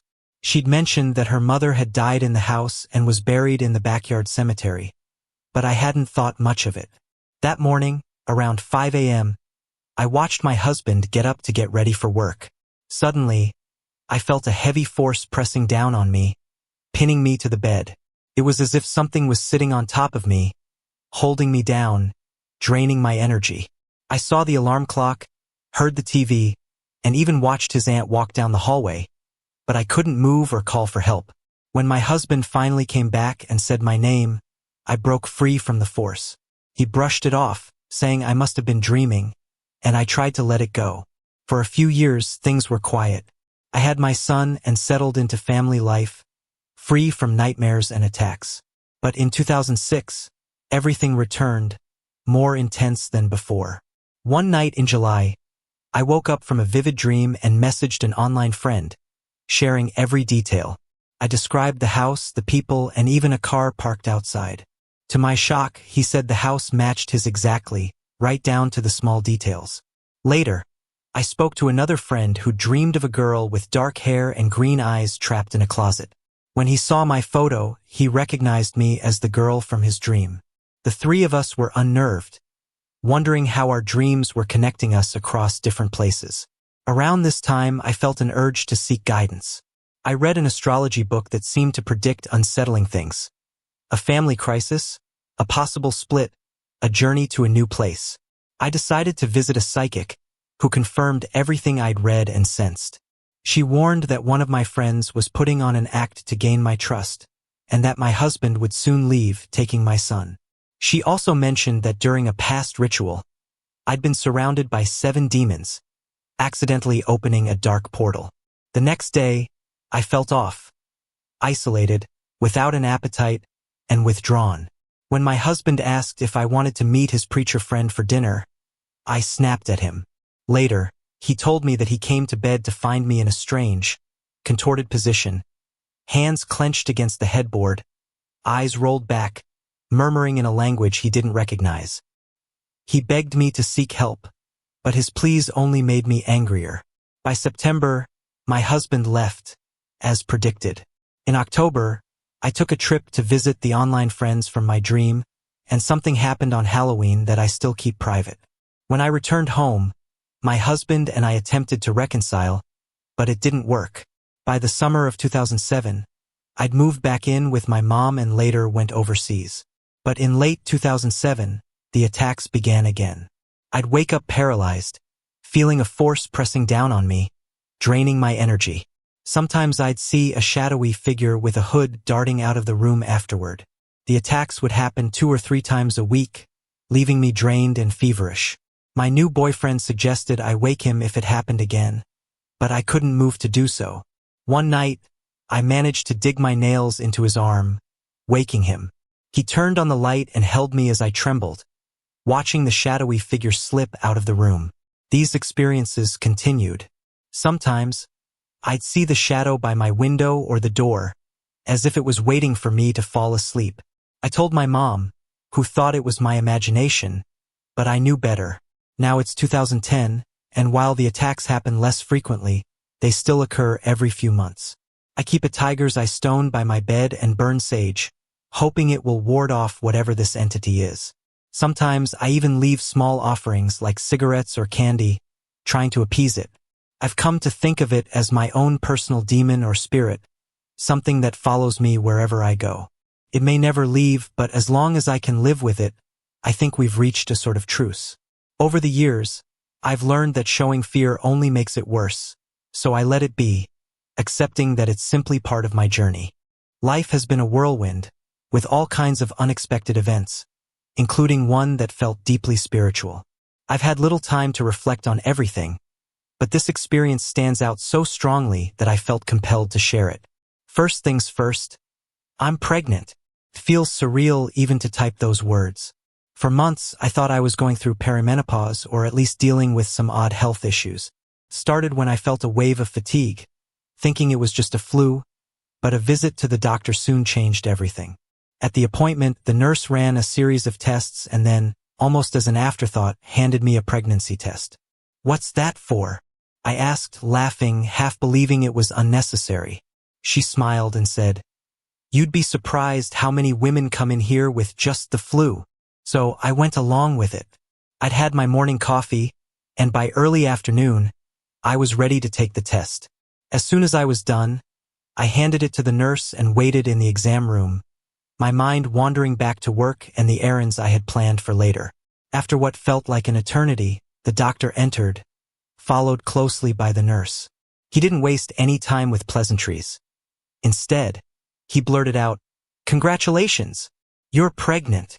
I was stunned, my mind momentarily blank, trying to process his words. "For real?"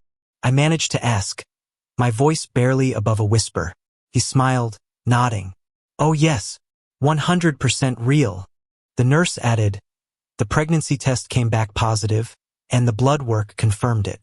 You're definitely pregnant, my dear."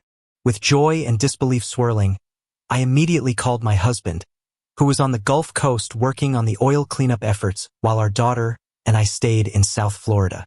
"Honey," I nearly shouted into the phone, "you're not going to believe this. I'm pregnant." There was a long silence. For a moment, I thought the call had dropped, but then I heard a stunned, "Wow." "Gee, honey, that's awesome." I could tell he was nervous, shocked, but thrilled. We tried for years to conceive, enduring countless disappointments, and now, when I least expected it, this miracle happened. A week later, I was able to book an emergency appointment with my OB/GYN. After the initial exam, he scheduled me for an ultrasound, which they were able to do immediately. The scan showed I was over 9 weeks along, though I hadn't even been showing.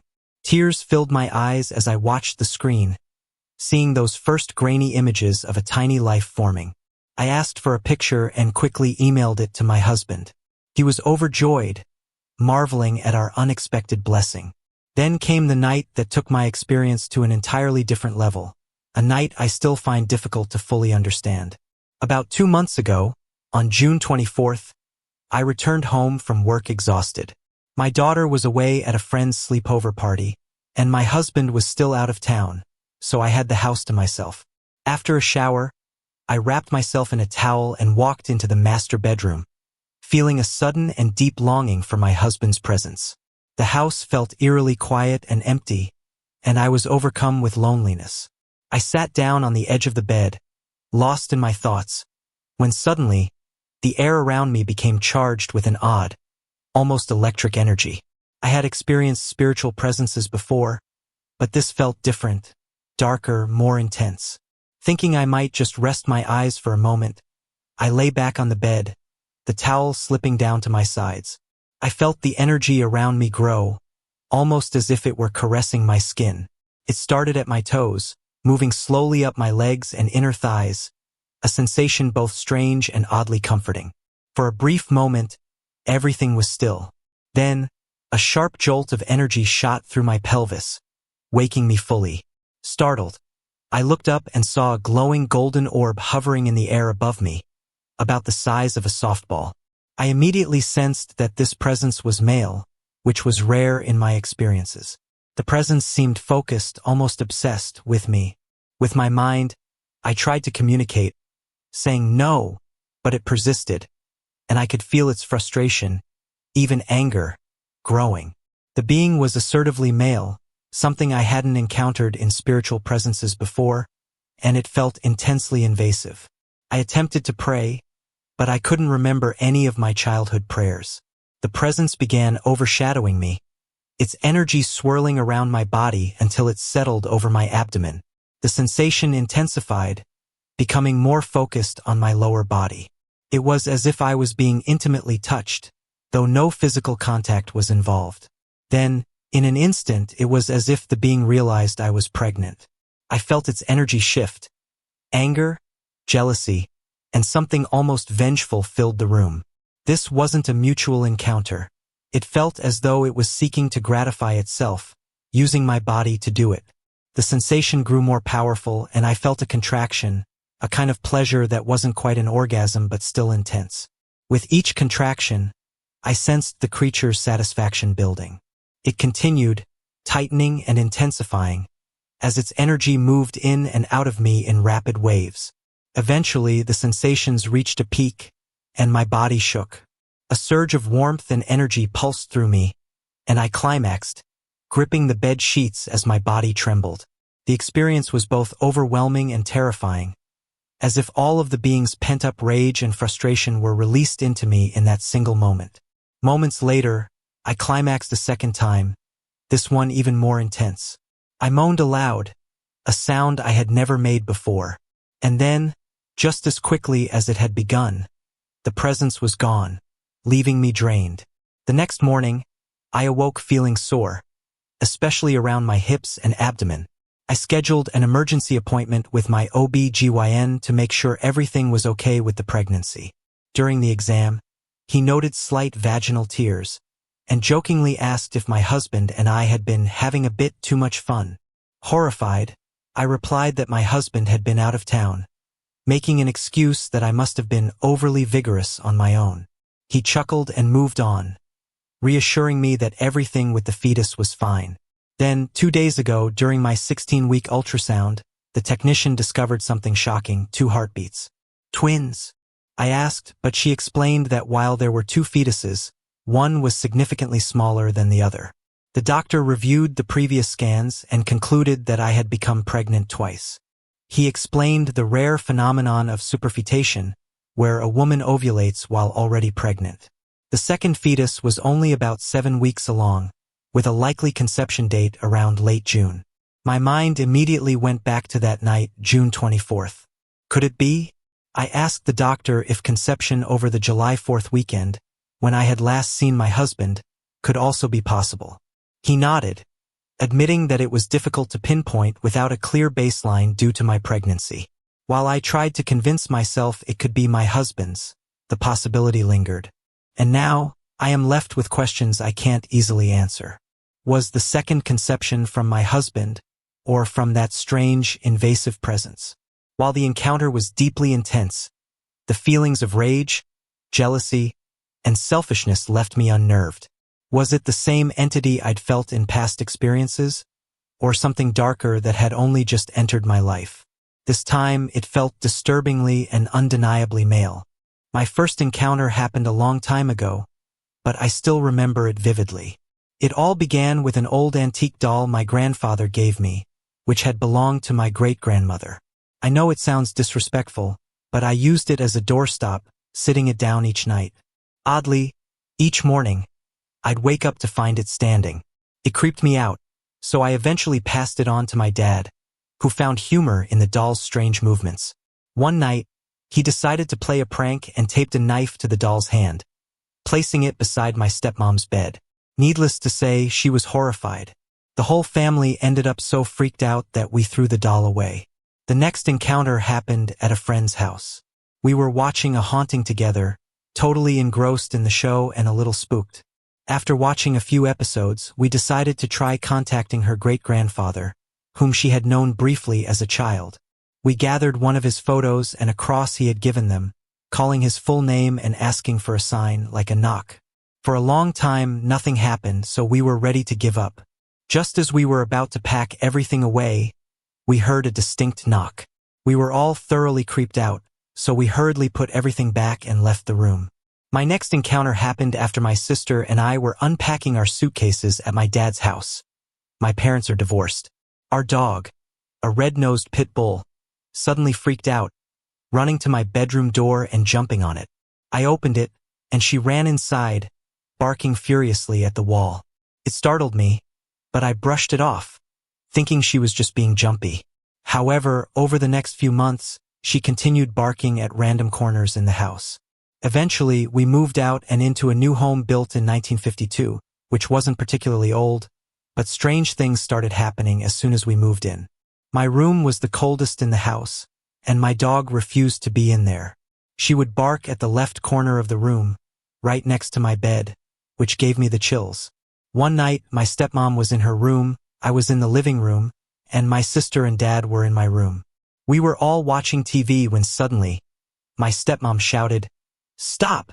My dad immediately told me to stop bothering her, but I wasn't even near her room. When I went in to see what was wrong, she explained that she'd heard someone banging on the wall. Confused, I joined her in the room, and we turned off the TV to listen. Not long after, we heard a loud bang that continued intermittently for about an hour. We called my dad to check it out, but as soon as he walked in, the noise stopped. He brushed it off, saying we were imagining things, and left. The noise resumed after he left, and when my sister came in to investigate, the banging sound changed to a sawing noise, as if someone were sawing into the drywall. My dog, who had been lying on the floor, suddenly growled at the air vent.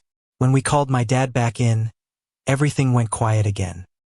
He reluctantly went into the attic with a flashlight and his gun but found nothing unusual. We were shocked, but he insisted there was nothing to worry about. A few months later, my sister and I were alone in the house. I was sitting on the couch with my dog, and she was in the shower, when suddenly, a large pan flew across the kitchen and shattered into 2 pieces. Shaken, I picked up the pieces and threw them away, not knowing what else to do. Then, another strange incident happened. My stepmom was washing dishes and had set a glass pot lid aside to dry. Out of nowhere, the lid exploded, sending glass everywhere. Thankfully, no one was hurt, but she was visibly shaken. When we told my dad, he just shrugged it off. Most of these strange experiences happened at my dad's house, but I had one at my mom's that still gives me chills. I was in my room picking out clothes when I heard someone whisper my name. Thinking it was my sister, I called out, "Not funny, Elizabeth." There was no response. I went to her room, but she wasn't there. Searching the entire house, I finally found her with my mom in the bathroom on the other side of the house, getting her hair done. Now, I don't know if I'm paranoid or if something is really haunting me and my family, but between the doll, the strange noises, and objects moving, it feels like something is following us, and it doesn't plan on leaving anytime soon. Sorry to interrupt. If you're enjoying the story, let me know in the comments and tell me where you're watching from. Don't forget to like and subscribe for more. When I was about 7 years old, in May 2001, my granddad was admitted to the hospital just a week before my family and I were supposed to go on a holiday to Florida. I was young and can't recall the exact reason, but I think it was due to a stroke. I do remember visiting him in the hospital a few times before we left England, and I also remember my mum considering canceling the holiday. But my granddad insisted we go, telling us not to worry about him. I realize now how difficult that must have been for my mum, especially because my grandma had to be placed in a nursing home during that time, as my granddad had been her primary caregiver. Yet, my mum put on a brave face, making sure my little sister and I had a good time. About a week into our holiday, I vividly remember waking up in the middle of the night. I don't know the exact time, but I'd guess it was around midnight. I was startled awake by the sound of a loud banging on the roof. The noise unsettled me, and I felt an odd fear creeping in, so I instinctively pulled the covers over my head. I kept telling myself it was probably a maid or someone doing maintenance, though why anyone would be on the roof at that hour I couldn't explain. But something about that noise and the atmosphere made me feel there was someone or something else in the room besides my family. Moments later, I felt something heavy climb onto the bed and move up towards me and my sister, who was asleep beside me. The weight felt like a large, heavy cat creeping toward us, and I could even hear the mattress creak slightly with each movement. Frozen under the covers, I tried to stay as still as possible, hoping the feeling would go away. After what felt like ages, I worked up the courage to sit up and look around the room. Nothing was there, at least nothing visible. The mirror across from the bed reflected only me, wide-eyed and alone. But I could still feel the weight at the end of the bed, and I heard a faint, gentle sound, almost like someone was trying to calm me. Then I felt a light, tickling sensation on my knees. That was the final straw. Terrified, I bolted out of bed and ran to my mum, shouting, "Mummy! Mummy!" I crawled into bed beside her, babbling about something in my bed. She, half awake, wrapped an arm around me and assured me it was just a bad dream. The next day, as we spent the afternoon by the hotel pool, I was playing with my sister when my dad came over to tell my mum that my older brother was on the phone and wanted to talk to her. I kept playing, but then I saw my mum come back, visibly shaken, with tears streaming down her face. I immediately swam over, asking what was wrong. Though I don't remember her exact words, she must have told me that Granddad had passed away. I was back in the pool when an American lady approached me, noticing my mum crying. She softly asked, "Why is that lady crying?" And when I told her, she comforted my mum, saying, "I am so sorry," over and over. Later that day, my mum asked me to recount what I'd felt the previous night. She was initially skeptical, but as I explained that I'd felt something tickling my knees, her face turned pale. Apparently, when I was a baby, my granddad used to tickle my knees, singing a little song that went, "Tickle her little wobbly knees." We all started to believe that it was my granddad's way of saying goodbye. As if that weren't enough, my older brother, who was back in England, had his own strange experience around the same time. He was driving with his girlfriend along a narrow country road. If you're familiar with English country roads, you'll know how tight they can be. He glanced away from the road for a moment, and his girlfriend suddenly screamed, alerting him to a truck heading straight towards them. With no way to stop or swerve, they both shut their eyes, bracing for impact. But when they opened their eyes, the truck was somehow behind them, and they were unharmed. Shaken, my brother later reflected that this near miss may have been our granddad's doing, perhaps protecting them in his final moments. Another strange detail emerged later when my mum was sorting through granddad's belongings. She wanted to dress him in his favorite suit for the funeral, but no matter how hard she searched, she couldn't find it. It was missing from the wardrobe, despite having been there before he passed. To this day, no one knows where that suit went. Reflecting on all of this, I feel grateful that my granddad found a way to say goodbye. I was lucky enough to wake up and feel his presence, a moment I'll never forget. There were other odd experiences when I was even younger, things my mum has told me about but that I can't remember myself. But this particular experience, the feeling of him at the end of the bed, is one that will stay with me always. Ever since I was young, I felt an unexplainable presence in my bedroom, bathroom, and the hallway that connects them to my father's office in our small, 40-year-old Floridian house. I'm not sure if it's just one spirit or several, but I suspect it might be more than one. Even as a little kid, I felt uneasy going into my room. It didn't matter if it was daytime with the sun streaming in through the windows. I always felt like something was watching me, lingering in the corners. To this day, the feeling hasn't gone away. I've had numerous experiences there. Waking up to strange explosions that no one else heard, feeling cold spots, sensing that I was being watched. And whenever I'm home alone, my dog, Ramsey, a Great Dane/Lab mix, sometimes starts acting strange in my room. He'll stand by the door, his fur raised, barking and growling at nothing. After a few minutes, he'll begin to whimper and only stops if I drag him out of the room. It's as if he's seeing something I can't. I've often wondered if he's seeing Nemo, my black lab who passed away when I was 8. Nemo died while my family and I were on a summer vacation in northern Minnesota, leaving just my dad at home. One day, my dad returned from boating to find Nemo lying by the window, the place where he would always wait for us to come home. Heartbreakingly, it looked like Nemo had tried to dig through the carpet in every room. My bedroom, the office, my parents' bedroom. Losing him was devastating, and I took it especially hard, blaming myself because I hadn't always been kind to him. As a kid, I would sometimes hit him if he took one of my stuffed animals, even though he'd never chew them, only sit there with them in his mouth. Now, thinking back, I wish I'd been gentler. About 6 months after Nemo's passing, I had a nighttime encounter that's been imprinted in my mind ever since. It was around 2 a.m., and I was leaving my bedroom after a nightmare to go sleep beside my parents.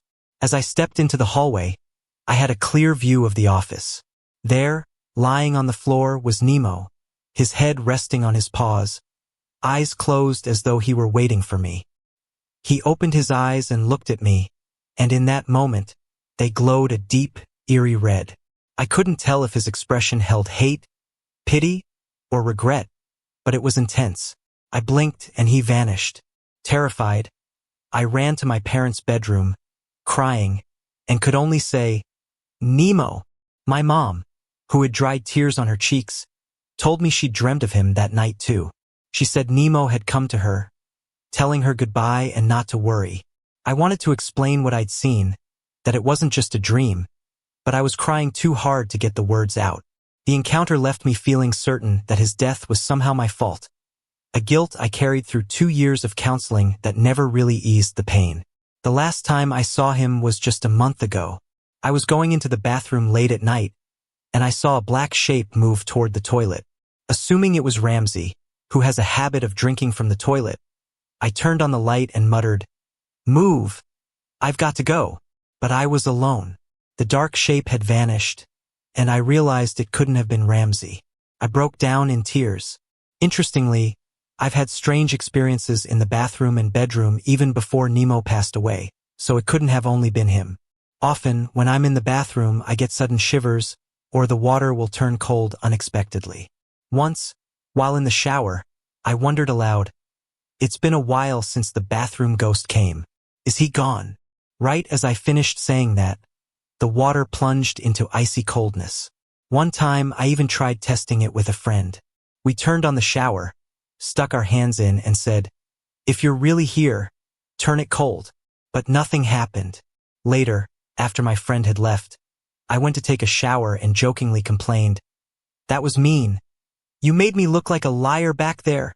Almost instantly, the water turned cold, and when I got out, I noticed steam gathering in the corner by the sink, taking on a vaguely human shape.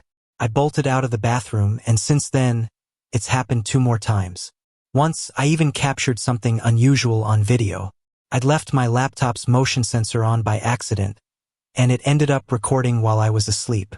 When I checked the footage the next day, I saw a white blur moving across my bedroom. Ramsey was watching it intently, his gaze following its movement, but he didn't make a sound. Excited by the video, I planned to show it to someone, but that very day, my computer froze while I was playing a new game, and when it restarted, all my files were gone. Videos, photos, stories, fanfiction, everything was deleted. Coincidence? I'm not so sure. These experiences leave me wondering if something truly haunts our house or if it's just me. Between the strange encounters with Nemo, the unexplained noises, and the cold spots, it feels like something is lingering around me, unwilling to let go.